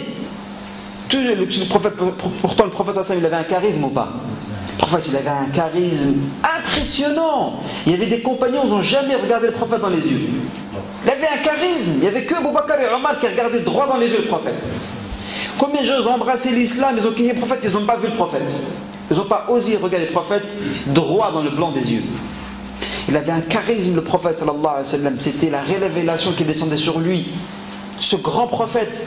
Mais regardez Khadija, regardez comme il a mis à l'aise Khadija. Khadija a communiqué avec le prophète, a parlé avec lui. Et là, Khadija lui dit, alors le prophète lui dit, j'ai peur qu'il s'est passé, que j'ai vu une vision, que j'ai vu quelque chose d'étrange. Et le prophète sallallahu alayhi wa sallam a eu peur au début. Et Khadija, qu'est-ce qu'elle a dit? Elle dit, ah Rasulullah, ça c'est pas une mauvaise vision. Toi tu aides l'opprimé, tu reçois l'hôte, celui qui vient de loin, de voyageur, tu lui donnes hospitalité, tu donnes la belle parole. Tu peux pas, c'est pas un démon, c'est pas une vision que tu as eue. Ya Rasulullah, ce que tu as vu à Mohammed, mon mari, ça peut être que vérité. Elle a réconforté le prophète. Quand elle a dit ces paroles, elle a trouvé les mots. Pour ça que si la femme elle est effacée, et ben le mari ne profitera pas de l'opinion de sa femme. Des fois la femme elle a une opinion qui est très, c'est-à-dire qui est véridique et qui est bonne. Alors mes chers frères, le prophète sallallahu alayhi wa sallam, et c'est pas fini, Khadija n'était pas effacée. Khadija elle a même dit, Ya Rasulullah, j'ai mon oncle qui s'appelle comment? Waraqa ibn Nawfal. Et lui c'était un genre d'huile, c'est une personne qui a la foi, qui croit encore au livre, c'est-à-dire de Al-Kitab, va le voir et lui il va t'éclairer. Ils sont partis ensemble voir Waraqa ibn Nawfal. Regardez la relation de contact qu'ils avaient, homme-femme. C'est ça aussi mes chers frères, l'homme il ne doit pas être dans les deux extrêmes, trop rigide, trop strict, mes chers frères, macho. Et l'homme aussi, il ne doit pas être aussi de l'autre extrême, c'est quoi? Laxiste, il laisse tout. La garçon, la femme, les filles, qu'est-ce qu'elles font? Il dit rien, il n'a pas son avis, il ne prend pas son rôle d'éducateur. Et la femme aussi, elle ne doit pas avoir les deux extrêmes, c'est quoi? Trop féministe. Elle veut pas s'occuper de la maison, de son mari, et à chaque fois elle est en contradiction avec son mari, et elle défend ses intérêts. Et aussi, là où il ne doit pas être l'autre extrême, c'est quoi? L'autre extrême, c'est d'être trop effacé. Tout naam, oui, j'ai pas de choix, j'ai rien à dire. C'est pour ça que mes chers frères, on voit que mes chers frères, tout ça cimente le couple, ça solidifie le couple, Inch'Allah ta'ala. Enfin, Inch'Allah, il y a encore beaucoup de choses à dire, beaucoup de choses à expliquer et qu'on va voir ensemble, Inch'Allah. C'est pour ça que nous, pendant ce Ramadan, d'habitude, des fois dans les doros, on fait une fixation sur le Ramadan. Le Ramadan, on fait sur les ibadat, sur les adorations. Mais ce mois Ramadan, il y a beaucoup de gens même qui prennent des congés, beaucoup de gens qui prennent des vacances, des gens qui se libèrent pendant le Ramadan, les mosquées, mashallah, les mosquées regorgent de fidèles. Et je pense, Wallah alam, pendant le Ramadan, il est important de traiter des sujets de société qui sont très importants, qui donnent une stabilité dans la Ummah de Rasulullah sallallahu alayhi wa sallam. Barakallahu fikum. Subhanakallahumma hamdika, ashhadu an la ilaha illa anta, nastaghfiruka wa natubu ilayk. Subhana rabbika rabbil izzati amma yasifun wa salamun ala al-mursalin. Alhamdulillahi rabbil alamin. Alihi wa sahbihi wa sallim tasliman kathira. اللهم علمنا ما ينفعنا وانفعنا بما علمتنا وزدنا علما وتفقها في الدين آمين يا رب العالمين. هذا mes chers frères, ça fait peut-être aujourd'hui, je pense, c'est le 4e dars qu'on fait sur la famille, sur le couple en islam et sur la famille en islam. Mes frères, vu l'importance de ce thème, c'est un thème qui est très important. Et vous remarquez, on n'entend pas assez parler de ce sujet-là. Alors que c'est vraiment d'une très grande importance, comme on disait que le hadith akhrajahu Tirmidhi, que la rencontre entre les shayatines avec Iblis, al-la'in, tous les soirs ils se rencontrent, et la plus belle nouvelle que Iblis peut avoir, c'est laquelle? C'est lorsqu'il entend, quand il y a un petit shaytan, et qui vient et qui dit, moi voilà, j'ai séparé deux personnes. J'ai séparé une femme et un homme. La shaitan il descend de son trône, il le prend par l'épaule, il lui dit hakada. Il a dit c'est ça qu'on veut. Là il a bien fait. Même ceux qui ont fait arrêter des gens la prière, ceux qui ont fait beaucoup de mal, mais le shaitan il dit c'est bien. Mais lorsqu'il voit qu'un shaitan était la cause de séparer un homme et une femme, shaitan descend en personne de son trône et lui il l'applaudit et il dit voilà, c'est comme ça qu'il faut faire. Le meilleur d'entre vous, c'est lui. Pourquoi mes chers frères? Car lorsque l'homme et la femme se séparent, surtout quand ils ont des enfants, en fait c'est qui est touché? C'est quoi qui est touché? C'est la Ummah qui est touchée. Car la Ummah, on a dit, elle n'est fait que deux. Elle n'est fait que de famille. La Ummah elle est constituée de famille, et c'est ça qui fait Ummah Rasulullah sallallahu alayhi wa sallam. Mes frères, rappelez-vous, la semaine dernière, on avait dit qu'il y a 5 choses, 5 règles d'or pour que les couples vont bien. Et je voulais dire aussi mes frères, juste avant que je commence, aujourd'hui, pour avoir exemple quelqu'un qui veut devenir mécanicien, quelqu'un qui veut devenir plombier, quelqu'un qui veut devenir ingénieur, quelqu'un qui veut devenir docteur, chirurgien, tout ça mes chers frères, il faut des diplômes pour ça ou pas? Pour ça, ça nécessite quoi? Une formation, et qui aboutit à quoi? Un diplôme à la fin. Chaque chose, mes frères, même pour, je crois, peintre, il faut un stage ou pas? Pour peintre, il faut... on va rester quand même... pour chaque chose dans cette vie, il faut quoi? Une formation. Des fois, c'est à 6 mois de formation, des fois 1 an de formation. Je crois que même pour devenir plombier, il faut combien de temps? 2 ans ou 3 ans pour devenir plombier. Technicien de surface, nettoyer. Alors mes chers frères, tout ça c'est des travaux qui sont nobles, on dénigre aucun travail. Pour pouvoir conduire un avion, combien d'études il faut? C'est vrai ou pas? Pour pouvoir conduire un bus, il y en a qui peuvent nous dire. Combien il faut de formation? Il faut avoir de l'expérience parce que tu as des passagers qui sont derrière. Donc mes chers frères, et beaucoup de gens, beaucoup de femmes et beaucoup d'hommes pensent que devenir époux, c'est facile. Pour devenir épouse, c'est facile. Beaucoup de femmes ont dit, ma mère à moi, elle a été mère, ma grand-mère, elle a été maman, moi aussi je peux devenir maman et ça va être facile. Et des hommes aussi disent, ouais, moi je peux devenir père comme mon père, comme mon grand-père, comme maison, comme ma famille, moi aussi j'ai juste à me marier, à rencontrer l'âme sœur et ça y est, je vais devenir père. Est-ce que c'est vrai ça mes frères? Biologiquement, naam, tu peux être mère biologiquement. C'est-à-dire comme Allah t'a conçu, tu peux être maman. Toi comme Allah t'a conçu, tu peux être papa. Tu peux être père. Mais mes frères et mes sœurs, est-ce que juste biologiquement ça suffit d'être mère ou d'être père? Ça ne suffit pas. Mes chers frères, pour devenir une vraie mère, pour devenir une épouse et devenir une mère, pour ça, ça nécessite, mes chers frères, de la sagesse. Il nécessite des qualités. Et ça nécessite beaucoup de patience. Et pourquoi aujourd'hui, juste à l'instant là, en venant, il y a une sœur qui appelle et qui est pas loin. C'est-à-dire qu'elle n'habite pas à Marseille ou elle n'habite pas à Lille. Elle est dans la région, pas loin de la mosquée, à quelques kilomètres de la mosquée, qui appelle. Elle dit voilà, je me suis mariée il y a quelques temps, il y a quelques mois. Mercredi, bon, ça s'est mal passé entre elle et sa femme. L'embrouille, tous les jours l'embrouille, le chat et la souris. Elle a dit mercredi, mon mari m'a expulsé de la maison. Je suis retourné chez mes parents. Et hier, je viens d'apprendre que je suis enceinte de 2 semaines. Donc ça, mes chers frères, c'est des situations qui se passent tous les jours. Tous les jours, mes chers frères. Et mes frères, c'est pas pour dire l'importance de ce cours, mais on peut regarder, mes chers frères, même en France, vous allez voir qu'il y a très peu de dars, très peu de cours qui parlent de ce sujet, qui développent ce sujet.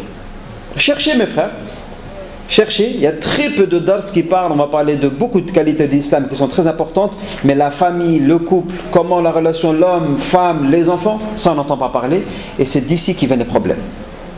Donc mes chers frères, je dis qu'en fait il faut une formation. Ça aurait été bien qu'il y ait des pays, machallah, je crois en Indonésie ou en Malaisie, avant de se marier, ils ont une formation. Ils ont une formation, même pour avant d'aller au Hajj, ils ont un permis. S'ils passent le permis, hein, c'est-à-dire pour aller au Hajj, il faut une formation. Et même pour le mariage, il faut une formation. Les sœurs, elles vont chez des femmes qui ont l'expérience, des mamans, des mères. Elle leur explique des choses par rapport à Din, par rapport au Coran, par rapport à la Sunna, par rapport aux droits, par rapport aux responsabilités. Et pareil, les hommes, ils prennent des cours de façon, quand ils se marient, ils sont avertis. Et ils savent comment se comporter et comment régler les problèmes. Parce que dans un couple, il y a toujours quoi, mes frères? Il y a toujours des problèmes, toujours des litiges. Mais comment les surmonter? Donc mes chers frères, nous on n'a pas ces stages, on n'a pas ces formations-là. Et c'est pour ça que la fille, la jeune fille, avant qu'elle se marie, mes chers frères, en fait, chez sa maman, elle est en quoi avec sa maman normalement? Elle est en formation chez sa mère. Comme le frère disait bien le vendredi dernier. En fait, la jeune fille, lorsqu'elle est chez elle, elle est avec sa mère et ses grandes sœurs, et bien elle est en formation. Elle regarde comment la relation, comment sa mère elle se comporte avec son père, et le père comment il se comporte avec sa mère. Elle regarde sa grande sœur qui vient de se marier, elle lui pose des questions, elle demande conseil.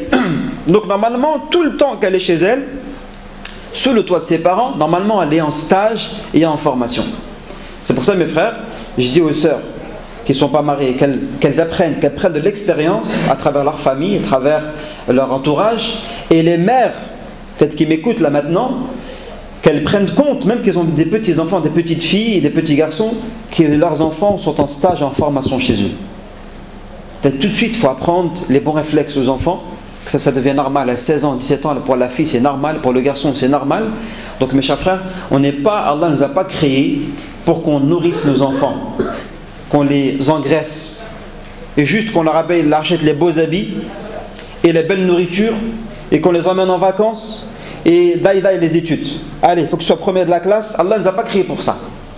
Allah Azza wa Jal, il m'a mis moi père, moi mère, pour que, c'est-à-dire je forme mes enfants, que je leur donne une bonne éducation. Comme ça, mes chers frères, la Ummah de Rasulullah sallallahu alayhi wa sallam ne va plus entendre des divorces comme au jour d'aujourd'hui. Des divorces, c'est normal. C'est normal que des fois, il y ait des divorces. Mais des divorces comme au jour d'aujourd'hui, après 6 mois de mariage, après 1 an de mariage, un frère, je parlais hier soir avec un frère, après Salat al-Tarawih, un frère il me dit voilà, on était bien, je me suis marié, on a une petite fille, du jour au lendemain, ma femme veut divorcer. Du jour au lendemain, ma femme me dit voilà, on ne s'entend plus, on n'est plus, voilà, je veux passer à autre chose, on s'embrouille 1 fois, 2 fois, 3 fois, ça y est, la femme, elle veut prendre son envol.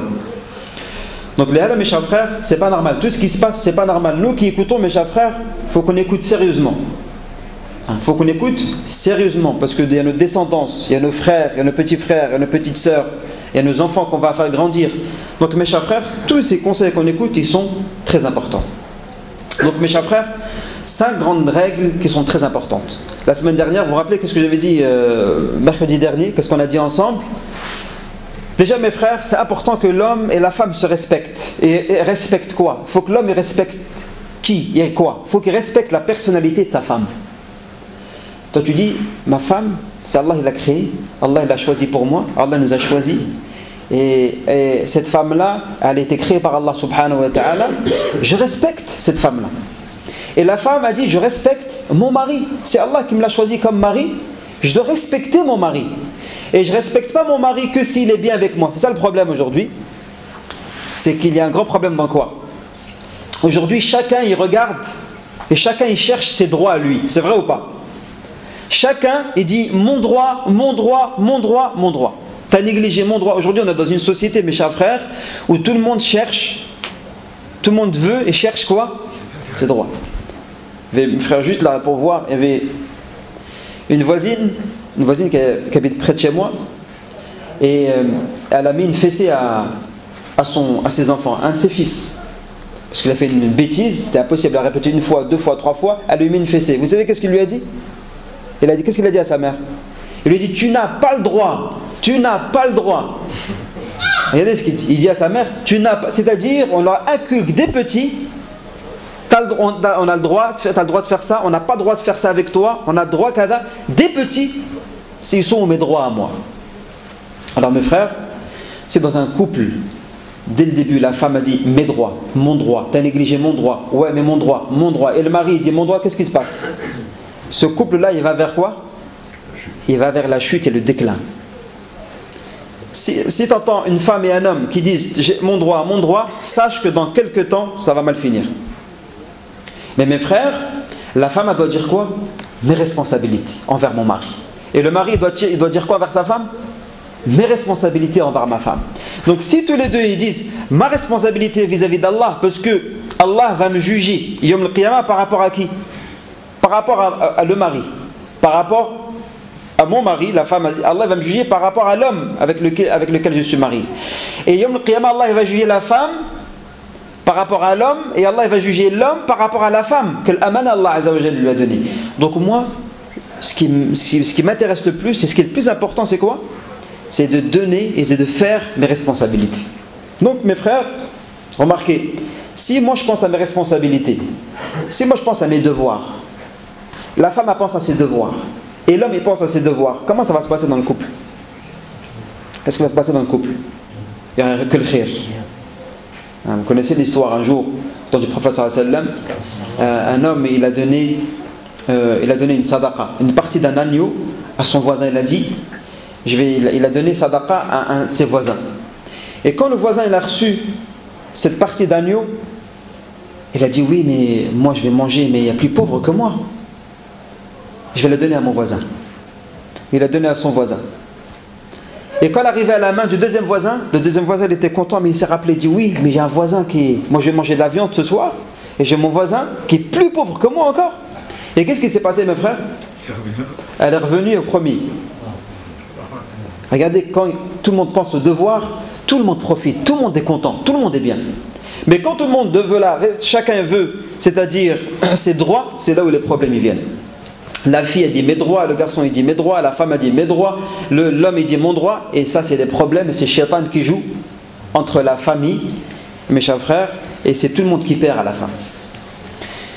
Donc on a dit première chose mes frères, rappelez-vous, il faut que l'homme il évite 2 extrêmes, il faut que la femme elle évite 2 extrêmes.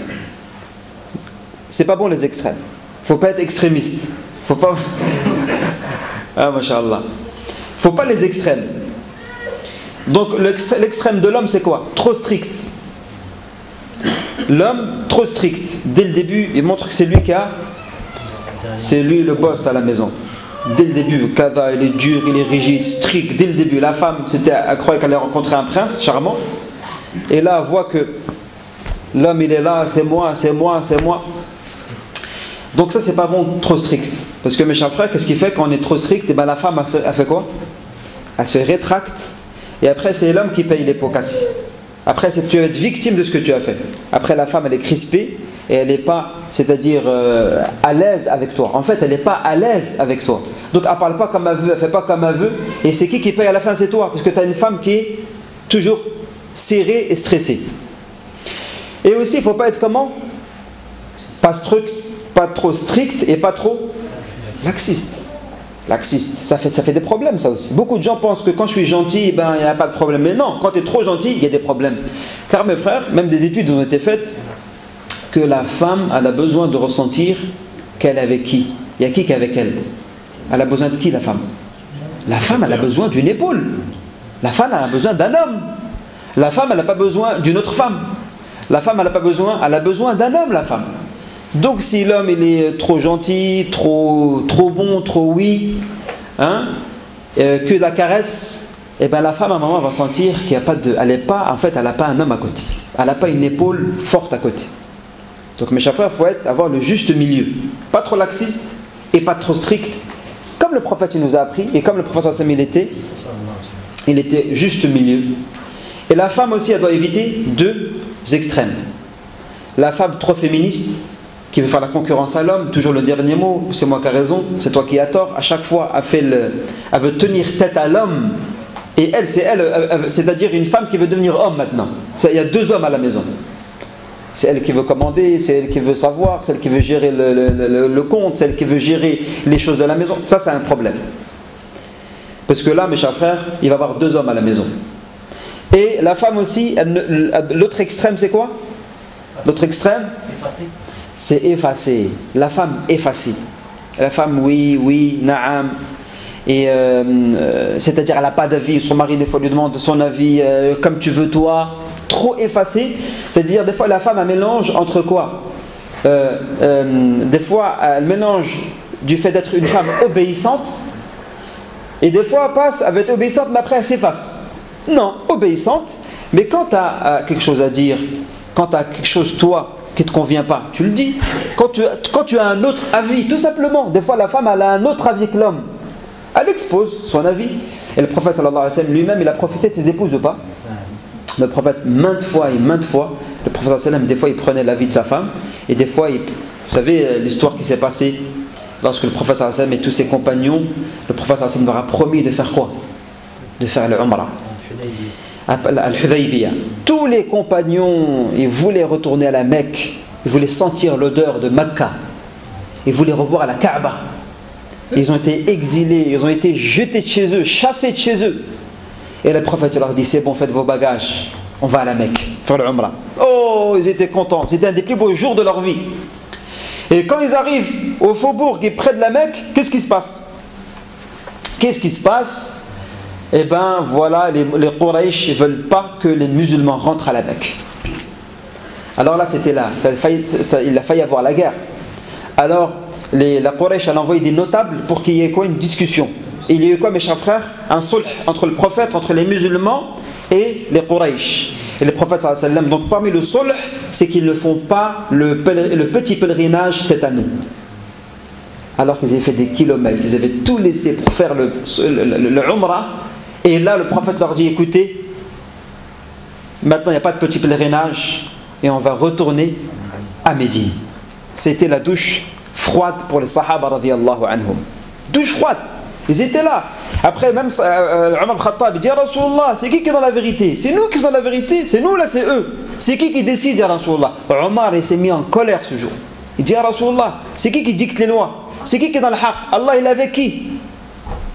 Il a parlé vraiment fortement que le prophète, même au Bakar, il a dit, il ne faut pas que tu parles comme ça. C'est lui le prophète d'Allah.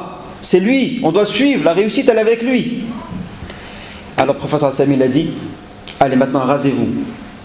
Rasez-vous les cheveux, car maintenant, comme il n'y a pas de nusuk, comme on ne va pas faire les rites, maintenant il faut vous raser, comme le petit pèlerinage comme on fait au Hajj. Mes frères, tellement les Sahaba, ils étaient tristes de l'intérieur, ils ont pris une douche froide, ils étaient déçus, mes frères, que la première fois ils ont désobéi le prophète. Ils ne se sont pas rasés les cheveux. Le prophète il est rentré chez Salama, parce qu'à chaque fois le prophète il prenait avec lui une de ses femmes. Et le prophète il a eu peur ce jour. Il a dit ça y est, peut-être que le châtiment d'Allah va descendre. Et ils m'ont désobéi. Ça y est, c'est comme Bani Israël. Le prophète il a eu peur pour la Ummah. Salama, elle avait un avis. Regardez mes chers frères, des fois, la femme elle a c'est-à-dire des bons avis, la femme. Alors, Salama, elle a dit à Rasulullah, ils ont été peinés, ils ont été touchés, ils sont ils sont KO là, ils n'ont pas encore médité qu'est-ce que que c'est un ordre, ils n'ont pas encore compris que c'était un ordre, ils sont encore sous le choc à Rasulullah. Ce que tu fais Rasulullah, sors devant les musulmans et demande à ton coiffeur qu'il te rase les cheveux. Et quand ils vont te voir te raser, ils vont faire la même chose. Alors le prophète sallam, il est sorti devant tous les musulmans et le prophète sallam, le coiffeur il a commencé à raser le prophète et tous les sahaba ils voient le prophète sallam qui se fait raser. Qu'est-ce qu'ils ont fait sahaba? Tous ils ont fait la même chose mes chers frères, et ils ont commencé à se raser, là ils rasent l'autre, chacun il rase l'autre, mais tellement ils avaient z'af comme on dit, tellement ils appuyaient trop qu'il y avait du sang qui sortait des crânes, tellement ils rasaient, ils avaient la rage, ils étaient déçus de retourner à Médine, mais ils l'ont fait ou ils l'ont pas fait mes frères? Ça c'était l'avis de qui? De Salama radiyallahu anha. Donc là mes chers frères, évitez les deux extrêmes. Et maintenant chacun il se voit, il dit moi je suis extrémiste, est-ce que j'ai un des deux extrêmes? Si j'ai un des deux extrêmes, il faut que je commence à me revenir à la normale. Faut que moi, mon objectif c'est de remplir, parce que le bonheur et la réussite ici bas dans l'au-delà, il est dans la vie, dans la Rasulullah sallallahu alayhi wa sallam. Donc il faut que je me réfère à lui. Et mes frères, il faut voir des fois, comme je disais la semaine dernière, des fois on hérite. C'est vrai, c'est pas vrai. Des fois on prend un peu de nos parents, de nos grands-parents. Et ça mes chers frères, ce qui est bien on le garde, et ce qui n'est pas compatible avec Din, ce qui n'est pas bon mes chers frères, et c'est-à-dire mes chers frères, il faut délaisser ces choses-là petit à petit pour revenir à la norme, pour revenir à ce que le prophète sallallahu alayhi wa sallam nous a appris. Donc ça c'était la première chose, éviter les extrêmes. Deuxième chose importante mes frères, mes sœurs, la critique. Parce que beaucoup de problèmes ils viennent de quoi? De la parole. C'est pour ça Allah Azza wa Jalla dit la meilleure des paroles. Quand tu parles, Allah dans le Coran, il dit choisis les meilleurs mots et les meilleures des paroles, car le shaitan c'est lui qui fait les problèmes entre vous. Ça c'est Allah Azza wa Jalla qui dit ça dans le Coran. Donc mes chers frères, il faut faire attention. Il faut faire attention quand on parle, quand on critique. Des fois l'homme il est amené à critiquer sa femme, et la femme des fois critique son mari, et il faut faire attention mes chers frères. Car la critique, nous mes chers frères, il faut que la critique, elle soit comment? La critique, il faut qu'elle soit comment? L'objectif c'est quoi? Il faut qu'elle soit constructive et positive. C'est ça qui est important. Donc l'homme il va toujours critiquer sa femme, il y aura toujours des critiques à faire, et la femme aussi, mais l'objectif il faut que ce soit constructif. Mes frères, comme une parole d'une personne qui disait, il disait le bonheur de vie de couple, le bonheur conjugal, et bien souvent il est détruit par quel rocher? Par un grand rocher de la critique. Vous avez vu les vagues comment elles frappent sur les rochers? C'est hakada. Des fois le couple il est bien, c'est le bonheur, mais comment tu parles, comment tu critiques la femme, et la femme comment critique son mari, et voilà que tout se détruit. La manière que tu as parlé. Donc il faut faire très attention mes chers frères de la critique. Donc mes chers frères, souvent nous qu'est-ce qu'on regarde? La femme elle regarde les défauts de son mari, elle cherche quoi? Des fois il y a une focalisation sur quoi? Sur les défauts du mari. Ouais mais le mari il est comme ça, regarde qu'est-ce qu'il fait? Et elle commence après à compter, après la femme elle commence à compter les défauts de son mari. Et le mari aussi il commence à compter les défauts de sa femme. Et qu'est-ce qui se passe? Là le compteur il est mis c'est-à-dire le compteur il est mis en marche. Et qu'est-ce qui se passe quand le compteur il est mis en marche? Il y a des problèmes. 1, 2, plus 3, plus 4, plus 5, c'est-à-dire le vase il va bientôt déborder. Alors que mes chers frères, Ce qu'il faut, en fait, ce qu'il faut, c'est que l'homme, bien sûr, il voit les défauts de sa femme. La femme, c'est sûr qu'elle a des défauts. Elle n'est pas parfaite, c'est pas une hur al-'ain, elle ne vient pas du paradis. C'est sûr qu'elle a des défauts. L'homme, c'est sûr qu'il a des défauts. Mais qu'est-ce qu'il faut faire, mes chers frères? Il ne faut pas se focaliser sur les défauts, mais il faut se focaliser sur quoi? C'est important, il faut se focaliser sur les qualités. Je regarde les qualités. Pour ça, comme on dit, on a deux yeux. Un œil pour regarder mes défauts à moi, et le deuxième œil pour regarder les qualités, mahasin al-nas, pour regarder les qualités des gens. Donc je vois les qualités je cherche les qualités, je vois les qualités dans le mari. Exemple, des fois, la femme peut remarquer des fois un défaut chez l'homme. L'homme, voilà, il est toujours occupé, il sort le matin, il est 7h, il revient le soir, il est 20h. Et des fois, après, à 20h, qu'est-ce qu'il fait des fois? Des fois, il va à la mosquée, des fois, qu'est-ce qui se passe? Il se sent bien à la mosquée. Et qu'est-ce qu'il fait? Il commence à parler avec les frères, des fois, il va chez sa mère, des fois, il va chez ses frères. Et l'homme, à chaque fois, qu'est-ce qu'on dit? La plupart des hommes, qu'est-ce qu'on dit aux femmes? La plupart des hommes, qu'est-ce qu'on dit? Toujours occupé, voilà, je suis occupé, j'ai plein de choses, je suis débordé, j'ai plein de choses à faire. C'est vrai ou pas? Avec le travail. Mais la femme, voilà, les enfants, les femmes, elle ne voit pas trop son mari. Donc maintenant, mes frères, si, regardez, ça c'est quelque chose de très important. Si la femme maintenant, parce que maintenant il y a soit la diplomatie, ou soit, c'est-à-dire un langage cru. Si maintenant, le mari il est bien occupé, il ne passe pas beaucoup de temps à la maison. Si la femme maintenant vient et dit, ouais, on ne te voit jamais, hein, on ne te voit jamais à la maison, je ne sais pas qu'est-ce que tu fais, regarde, et elle commence à critiquer son mari. Tu peux venir plus tôt, tu peux, voilà, Et si elle parle, c'est-à-dire d'une manière crue à son mari, et elle le critique d'une manière crue, qu'est-ce qui va se passer? Le mari va faire quoi, le mari? T'es jamais à la maison, regarde les autres pères, regarde les gens, regarde mon frère comment il est. Il rentre tôt à la maison et elle commence à donner des exemples. Et ça, il faut faire très attention, mes chers frères. Mes frères et mes soeurs, faire très attention. De donner des exemples, de faire des comparaisons. L'homme, surtout mes chers frères, l'homme est très fier. Ça, il faut que les femmes elles entendent bien. Un homme, c'est fier ou pas? Un homme, c'est fier. Il n'aime pas quand on touche sa fierté. Et des fois, on entend des femmes qui disent, ouais, quand elle s'embrouille avec son mari, elle dit, voilà, et de toute façon, moi, on m'a demandé ma main, beaucoup de gens m'ont demandé ma main avant toi. Il y a un tel, et il y a un tel, et il y a un tel, il m'a demandé ma main et tout. Bon, c'est vrai que je t'ai choisi. C'est grave ou pas ça? Beaucoup de femmes elles pensent que c'est pas grave. Alors que là, elle vient de mettre un coup de marteau dans le cœur de son mari. Et ça, c'est des fois des paroles irrécupérables. Il faut faire très attention. Des fois, on fait des comparaisons. La femme, des fois, fait vite des comparaisons. Parce que la femme, c'est sentimental et elle fait vite des parallèles et des comparaisons. Il faut faire très attention aux comparaisons. Jamais comparer ton mari avec ton frère à toi, ou le voisin, ou le cousin, ou l'oncle. Jamais faire de comparaison. Ça peut blesser le mari, mais grave. Donc là, quand la femme a dit ça, là, quand la femme, oui, un tel m'avait demandé ma main, tout ça, mais moi je t'ai choisi. Qu'est-ce que ça veut dire aujourd'hui? Qu'est-ce que ça veut dire? Ça veut dire que voilà, aujourd'hui, j'aurais bien être dans ses bras à lui, ou j'aurais bien être marié avec lui. C'est comme ça que le mari le perçoit. La femme, peut-être, elle ne voulait pas dire ça du tout, mais le mari, c'est comme ça qu'il l'a compris. C'est vrai ou pas? Donc il faut faire très attention. Les paroles, qui peuvent être très blessantes. Et l'homme aussi, des fois, il peut comparer sa femme avec une autre. Ouais, ma soeur, ma mère, ou il peut la comparer avec, voilà, des fois, il y a des personnes, des fois, qui a mangé un bon plat chez un ami. Ça arrive, hein. Machallah, sa femme, elle est novice, elle vient de se marier, voilà, elle ne sait pas bien cuisiner, elle ne sait pas bien concocter des bons plats. Et lui, il était chez un ami, machallah, la femme, elle a fait bastila, elle a fait, machallah, vraiment des bons plats, machallah. Une quiche comme il n'a jamais mangé, pizza comme il n'a jamais mangé, comment elle a fait rôtir le poulet.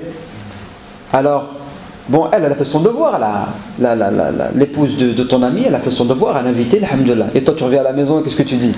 Oh là là, j'ai jamais mangé, comment c'était bon, oh là là, le poulet, comment elle l'a fait, le poulet, elle la retire, subhanallah. Alors la femme, comment la femme elle est là? La femme me dit, ah ouais, toi t'es content, toi t'es en train de saliver là. Et la femme me dit, ah ouais, c'est comme ça, d'accord. Ah donc moi je sais pas cuisiner alors. Et là, tu as porté un coup de massue dans le cœur de ta femme. Donc, il faut faire attention aux comparaisons. Des fois, il faut faire attention les comparaisons, ça peut faire beaucoup de mal. Donc, mes frères, il faut se focaliser sur quoi? Les qualités. Donc, quand je vois, mes frères, comment la femme a un défaut sur son mari, dans son mari, ou le mari a un défaut dans sa femme, il ne faut pas se focaliser sur le défaut, mais il faut se focaliser sur une grande qualité qu'il a. Exemple, voilà, le mari, exemple, c'est quelqu'un qui, la femme ne le voit pas souvent.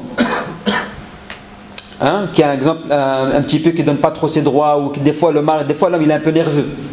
Des fois l'homme il est un peu nerveux. C'est un défaut que l'homme il a. La femme, il faut qu'elle se focalise sur quoi? Sur une qualité, une grande qualité. Et qu'elle pense. Elle dit, subhanallah, elle dit, mon mari, regarde, il travaille beaucoup. Il se lève tôt. Les 4 saisons, l'hiver, il neige, il pleut, il se réveille. Et pourquoi? Pourquoi il travaille pour nous? Il travaille pour nous. Pour qu'on soit, c'est-à-dire qu'on vit bien, c'est-à-dire qu'on ne manque pas. C'est-à-dire pour qu'on manque de rien du tout. Ah, mon mari, franchement, c'est un bon mari. Regarde, il travaille, il est là, il pense à nous, il nous achète des bonnes choses. Il est cool quand même, il nous fait des bonnes choses. Faut qu'elle pense, la femme, faut qu'elle pense à quoi? À une qualité de son mari, à des qualités de son mari, qu'elle ne se focalise pas sur un défaut. Maintenant, le mari, exemple, il voit un défaut dans sa femme. Exemple, je viens de donner l'exemple, là, c'est pas bien cuisinier. Et les hommes, ils aiment bien manger, c'est vrai. Les hommes, ils aiment bien les bons plats. Bon, la femme, elle ne sait pas bien cuisiner. Là, le mari, il va se focaliser sur ce défaut. Il ne se focalise pas sur ce défaut. Il pense à une qualité. Il dit, ma femme, machallah, c'est vrai qu'elle ne sait pas bien cuisiner, c'est pas une bonne cuisinière, mais machallah, elle s'occupe bien de la maison, mes enfants, elle les fait bien grandir, elle leur apprend le Coran, elle patiente, elle leur fait les devoirs. Regarde, mes enfants, ils ont des bonnes notes. Regarde, mes enfants, ils font la prière, ils sont là. Alhamdulillah, ma femme, machallah. Il y a des qualités. Donc, quand on se focalise sur le khayr et sur les qualités, eh ben, ça marche. Mais quand on se focalise sur les défauts, c'est là où ça ne marche pas. Alors mes frères, il y a une chose qui est importante aussi. Donc là, c'était la deuxième chose. Et là, on va passer à la troisième chose. Donc la première chose, éviter les extrêmes. La deuxième, ne pas se focaliser sur les défauts, mais se focaliser sur des qualités. Et la troisième chose, mes frères, ça c'est une chose que les hommes ils ont un petit peu du mal. La troisième chose, elle est importante, c'est de rappeler les qualités. De rappeler les qualités du conjoint. Et surtout mes frères, nous les hommes on a un petit peu du mal. Et des fois, avec le temps, avec les années, qu'est-ce qui se passe? 2 ans, 5 ans de mariage, 10 ans de mariage, qu'est-ce qui se passe? On a 2 enfants, 3 enfants, qu'est-ce qui se passe après? Après on commence à voir, le couple il commence à flotter un peu. C'est vrai ou c'est pas vrai? Il n'y a plus de piment, il n'y a rien. Pourquoi mes chers frères? C'est quoi le piment? C'est quoi ce qui éveille le couple?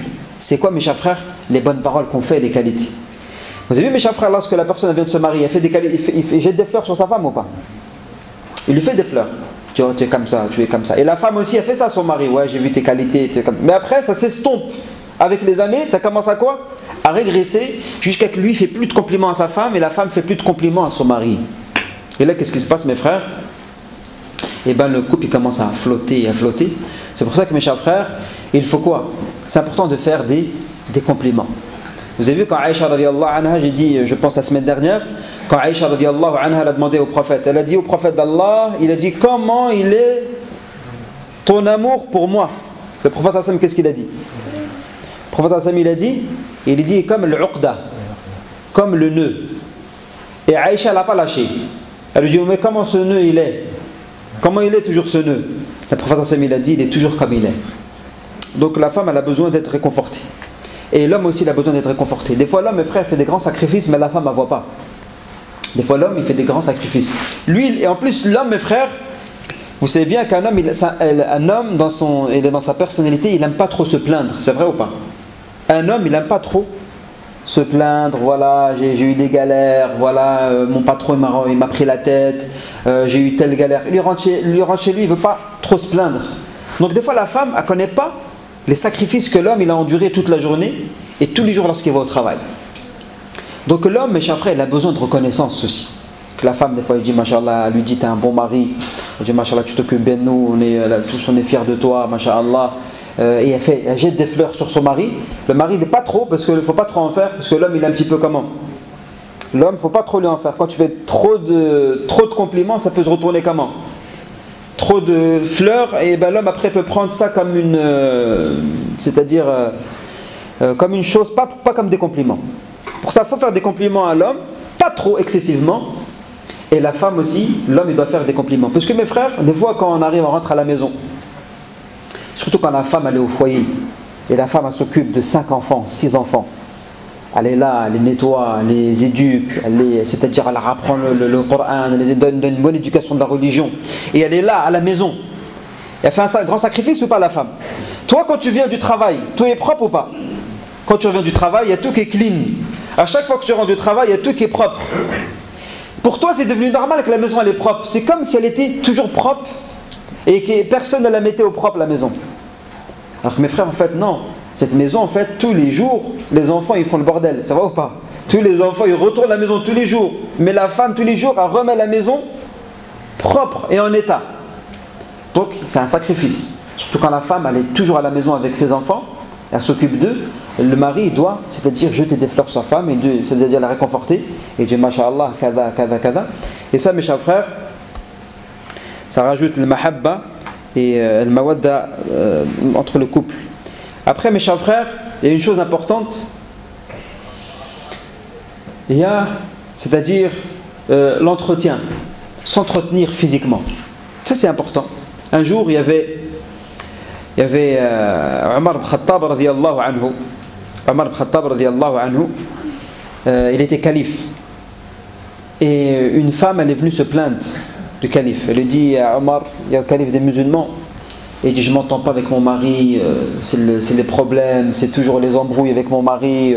J'arrive, viens et essaye d'arranger le coup, essaye d'arranger l'affaire.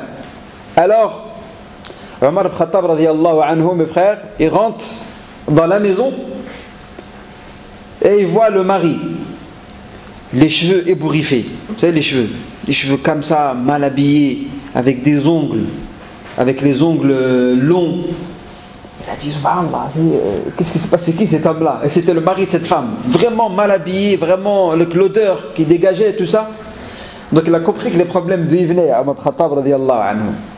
Après Omar Khattab radiyallahu anhu, il a dit à cette femme, il a dit laisse-nous, ton mari et moi, on va discuter un petit peu.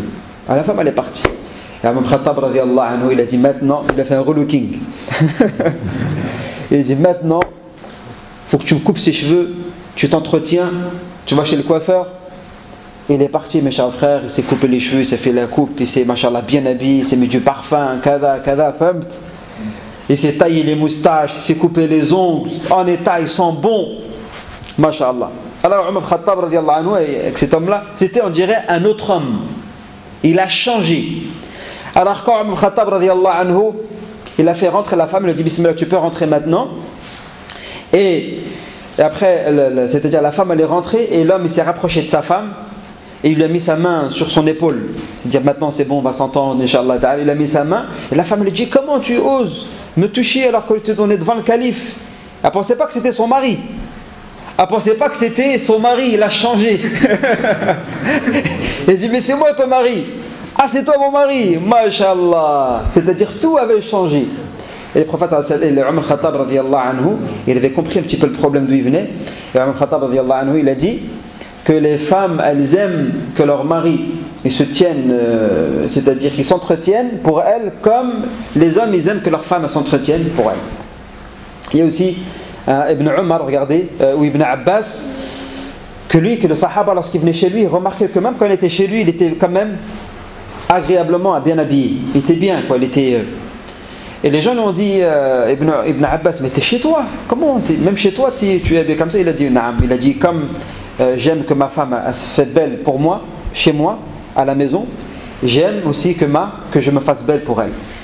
Et cette nourta, pourquoi elle est importante, surtout dans l'époque dans laquelle elle vit? Pourquoi elle est importante? Vous allez me dire pourquoi, mes frères.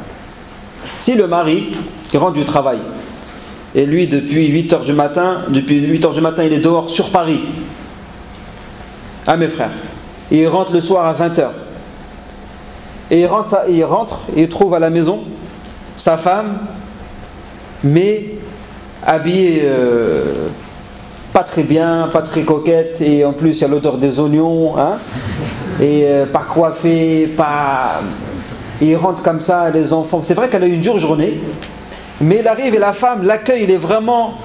Il sait qu'est-ce qu'il va manger déjà. C'est là, juste à l'accueil, il sait c'est quoi le plat ce soir. Juste à travers l'odeur qu'elle a sa femme. Donc là, mes chers frères, là c'est un problème. Pourquoi? Parce que le mari, depuis le matin, il est dehors. Des fois dans le travail, il y a des femmes, des fois dans le travail. Et lorsqu'il prend la voiture et où il va en transport, il y a des femmes. Et ces femmes-là, elles sont pas pieuses. On vit en France. Et même des non-musulmanes, vous savez, qui sont pas pieuses. Donc mes chers frères, pendant l'aller et pendant et le après-boulot, qu'est-ce qui se passe? Ils voient, sans faire exprès, ils voient. Alors mes chers frères, il y a plein d'images dans la tête. Et quand il revient à la maison, il voit une autre image. Et là, il peut tomber de haut. C'est pour ça que mes chers frères, que la femme, c'est-à-dire, alhamdoulilah, elle est à la maison, masha'Allah, tout ça, mais il faut qu'elle pense au retour de son mari, il faut qu'elle se fasse bien pour son mari, c'est-à-dire qu'elle s'embellit pour son mari, de façon que le mari, il est pressé de rentrer après. Le mari, il est pressé, le mari, il aime rentrer et passer du temps à la maison. Après, mes frères, on va parler d'une chose des fois qui est importante aussi, c'est que des fois, là on a passé maintenant, les gens se sont mariés, les deux se sont mariés, maintenant il y a la naissance d'un enfant. Il y a la naissance d'un enfant. Et mes frères, il y a des statistiques qui sont faites, que beaucoup de couples, ils sont bien. Et lorsque la grossesse s'entame, et après l'accouchement, pendant que la femme a la lettre, qu'est-ce qui se passe? Eh bien, il rentre dans une zone de turbulence. Eh bien, il commence à se quereller, et comment, jusqu'à qu'on entend des gens qui ont divorcé après la venue d'un enfant. Donc mes frères, il faut comprendre que lorsqu'un enfant il vient, un nouveau-né il vient, qu'est-ce qui se passe? Ce nouveau-né il est petit, mes frères, il est petit dans la taille ou pas? Il est petit dans la taille, mais il est immense dans la place qu'il prend dans le cœur de sa mère. Il prend une grande part. Et ça c'est quelque chose qui est, mes frères, qui est normal. Chaque des frères, il y a des maris qui, quand à la venue d'un enfant, comment ils se ressentent? Comment ils se sentent un petit peu rejetés? Parce que pourquoi? Tout ce que la femme elle avait, et ben il va pour son fils. Et c'est quelque chose qui est normal. Il faut laisser, c'est un temps qui est normal. Là, mes chers frères, c'est important de savoir que quand il y a un nouveau-né, quand il y a c'est-à-dire un temps que la femme elle est obligée de donner pour les enfants, il faut comprendre. Pour ça que mes frères, c'est bien respecter 4 choses. De choses qui sont pour partager le temps de la famille. Ça c'est si mes chers frères vous allez prendre cette chose-là et le pratiquer, vous allez voir que ça facilite beaucoup de choses. Alors mes frères, des savants ils disent pour que le couple ne se fatigue pas même avec le temps, que le couple il perdure avec le temps, il faut que l'homme et la femme ils fassent attention à 4 choses, à 4 temps. Et ce temps-là ils l'ont séparé en 4. Il y a mon temps, le temps de l'homme, le temps de l'homme. Vous savez que l'homme, des fois, il aime bien passer du temps à la maison, et surtout quand il passe du temps dehors, quand il est tout seul, c'est-à-dire au travail, il n'y a pas de problème. Mais des fois, il y a le temps, mes chers frères, de la femme. Des fois, la femme, elle est tout au long de la journée, elle est avec 5 enfants, 4 enfants, alhamdoulilah, c'est un grand sacrifice qu'elle fait, en train d'éduquer des enfants. Mais des fois, elle a besoin de quoi? Elle a besoin de quoi, la femme?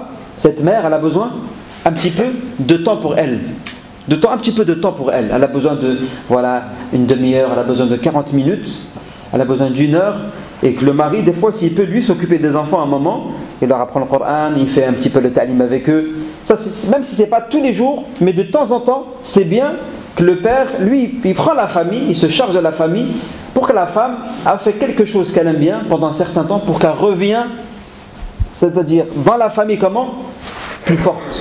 Elle a fait un petit peu ce qu'elle voulait faire pendant 40 minutes, 1 heure, et elle revient encore, c'est-à-dire remplie.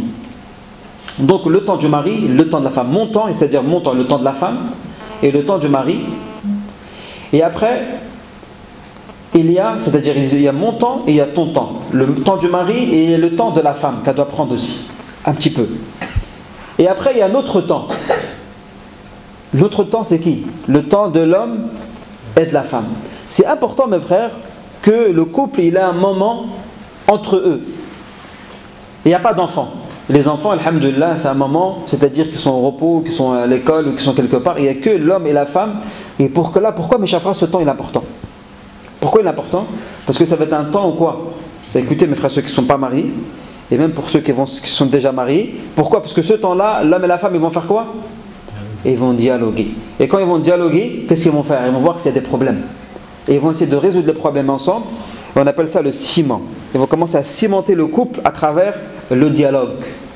Et des fois, mes frères, l'homme il est trop occupé, la femme elle est trop occupée. Et qu'est-ce qu'ils font? Il n'y a plus d'autre temps. Et après, pendant 1 mois, 2 mois, il n'y a plus de dialogue, il n'y a plus un réel dialogue. Ça peut faire des problèmes. Et le 4e temps, c'est le temps familial. Le temps familial où il y a le père, la mère, les enfants, ils sont ensemble. Ils font quelque chose. Masha'Allah, ils vont, Masha'Allah, s'ils peuvent aller, c'est-à-dire partir, sortir, ou même à la maison, ils font des activités à la maison, ils font le ta'lim, d'exemple, le ta'lim quotidien. Tous les jours, quotidiennement, l'homme, la femme, les enfants, ils se réunissent autour des paroles d'Allah et autour des paroles du prophète sallallahu alayhi wa sallam. Tous les jours, la famille ensemble. Des fois, ils peuvent même faire des choses ensemble, mais il faut un temps familial. C'est pas il n'y a que la mère et les enfants, le père aussi il est là, il faut une chose familiale. Donc là, ces 4 choses sont importantes, ça aide mon temps, ton temps, le temps de la femme, notre temps à nous et le temps familial. Ça règle beaucoup de choses. Même quand il y a un nouveau-né, il n'y a pas de problème. Même quand il y a un nouveau-né, même il y a 2 jumeaux, il y a 2 jumeaux, il n'y a pas de problème. Parce qu'il y a le temps où il y a un autre temps, et ce qui fait, c'est-à-dire un dialogue et le ciment entre l'homme et la femme. Après, mes chers frères, on va finir avec ça. Très important, mes chers frères, la relation entre l'épouse et la belle famille. L'épouse et la belle-mère. Il faut savoir, mes chers frères, que la femme, une femme dans sa nature, elle est comment? Possessive. Une femme, c'est comment? Possessive. Mon mari, mon fils, c'est vrai ou pas? Ça, c'est quelque chose qui est normal. Alors mes frères, quand le garçon maintenant il doit se marier, le jeune garçon il doit se marier, et bien cette jeune fille, cette nouvelle femme qui va venir dans la famille, entre femmes, nous des fois les hommes on ne comprend pas, mais entre femmes, comment les sœurs, les belles sœurs là, et la belle-mère, des fois il faut comprendre que des fois c'est comme une petite rivale. Elle vient d'arriver dans la famille, c'est comme une rivale. Parce que c'est la même famille, il y a la mère avec les filles, et il y a la nouvelle belle-sœur qui vient. Des fois, ils peuvent c'est-à-dire la percevoir comme quoi? Comme une rivale. Ça arrive beaucoup, mes chers frères, et c'est quelque chose qui est normal. Voilà, tu as mon fils, tu as notre frère, et après ça rentre dans des concurrences entre femmes. Donc mes chers frères, surtout les sœurs, il faut qu'elles comprennent que c'est très dangereux et que c'est pas bon que la femme, parce que la femme aussi elle est possessive, elle veut prendre, elle dit c'est mon mari. Et si la femme elle veut prendre son mari pour elle, là mes frères, qu'est-ce qu'elle va le faire? Qu'est-ce qu'elle va faire? Elle va rentrer dans des grands conflits avec qui? Avec la belle-mère et avec les belles-sœurs. Donc lui c'est ton mari, mais c'est aussi le fils de ta belle-mère et c'est aussi le frère de tes belles-sœurs. Donc il ne faut pas mélanger. Et mes frères, par expérience, beaucoup de femmes qui ont voulu prendre leur mari, ils ont voulu prendre tout le cœur de leur mari et le garder pour elles, qu'est-ce qu'ils ont fait? Mes frères, toute femme qui a voulu concurrencer la belle-mère, elle s'est retrouvée dans des problèmes après. Jamais concurrencer la belle-mère. Ça, je parle aux femmes. La belle-mère, il faut l'estimer, elle a sa place. Il ne faut pas essayer de concurrencer la belle-mère, parce que mes frères, si tu concurrences la belle-mère, il y a 2 choses qui vont se passer. Première chose, ça peut finir en divorce, parce que le mari va dire pas touche à ma mère, et ça peut finir par quoi? Même si vous ne divorcez pas, mais le couple, il peut, c'est-à-dire passer par des grandes difficultés. C'est pour ça, il ne faut pas concurrencer la belle-mère, mais il faut plutôt faire quoi mes frères? Je parle aux sœurs aussi. C'est quoi l'attitude de l'épouse qu'elle doit avoir envers sa belle famille? C'est quoi? C'est quoi les anciens qui nous disent là, mes frères? C'est quoi l'attitude qu'elle doit avoir? Barakallahu fik. L'attitude, comment elle doit avoir, et là je parle beaucoup, c'est-à-dire aux sœurs qui ont grandi en France, qui n'ont pas grandi au pays, au bled. Parce qu'au bled, il y a une certaine. Ils comprennent un petit peu la belle-mère, la relation belle-mère. Des fois, carrément, il y a des couples qui vivent chez leur belle famille. Mais en France, comme on nous apprend, parce que en France, on est dans une société quoi? On est dans une société tout est à moi. Donc qu'est-ce qui se passe? Il peut avoir ce problème. Alors mes chers frères, normalement, l'épouse, c'est quoi la relation qu'elle doit, et l'attitude qu'elle doit avoir? Elle s'intègre dans cette famille. Normalement, elle doit s'intégrer dans cette famille. Elle doit elle-même être proche de la belle-mère. Elle doit elle-même être proche des belles-sœurs. Elle doit avoir une affinité avec la belle-mère. Elle doit essayer de comprendre le langage de la belle famille. Elle doit comprendre la belle famille, comment elle fonctionne, comment elle est la belle famille, pour qu'elle s'intègre dans la belle famille. Pas qu'elle dit moi et vous. Sinon il y aurait des problèmes. Et là, mes chers frères, qu'elle comprenne de toute façon, c'est la relation que mon mari il a avec sa mère, c'est la relation quoi? Mère-fils. Et la relation que moi j'ai avec mon mari, c'est épouse-époux. Il n'y a rien à voir, c'est pas deux choses. Des fois la femme elle mélange. Non, c'est deux relations qui sont différentes. Enfin, ça c'est très important à inculquer et à comprendre ces choses-là, car des fois il y a des problèmes à travers ces choses. Inch'Allah ta'ala, qu'Allah Azza wa Jal fasse en sorte qu'on pratique tout ça. C'est des choses qui sont importantes.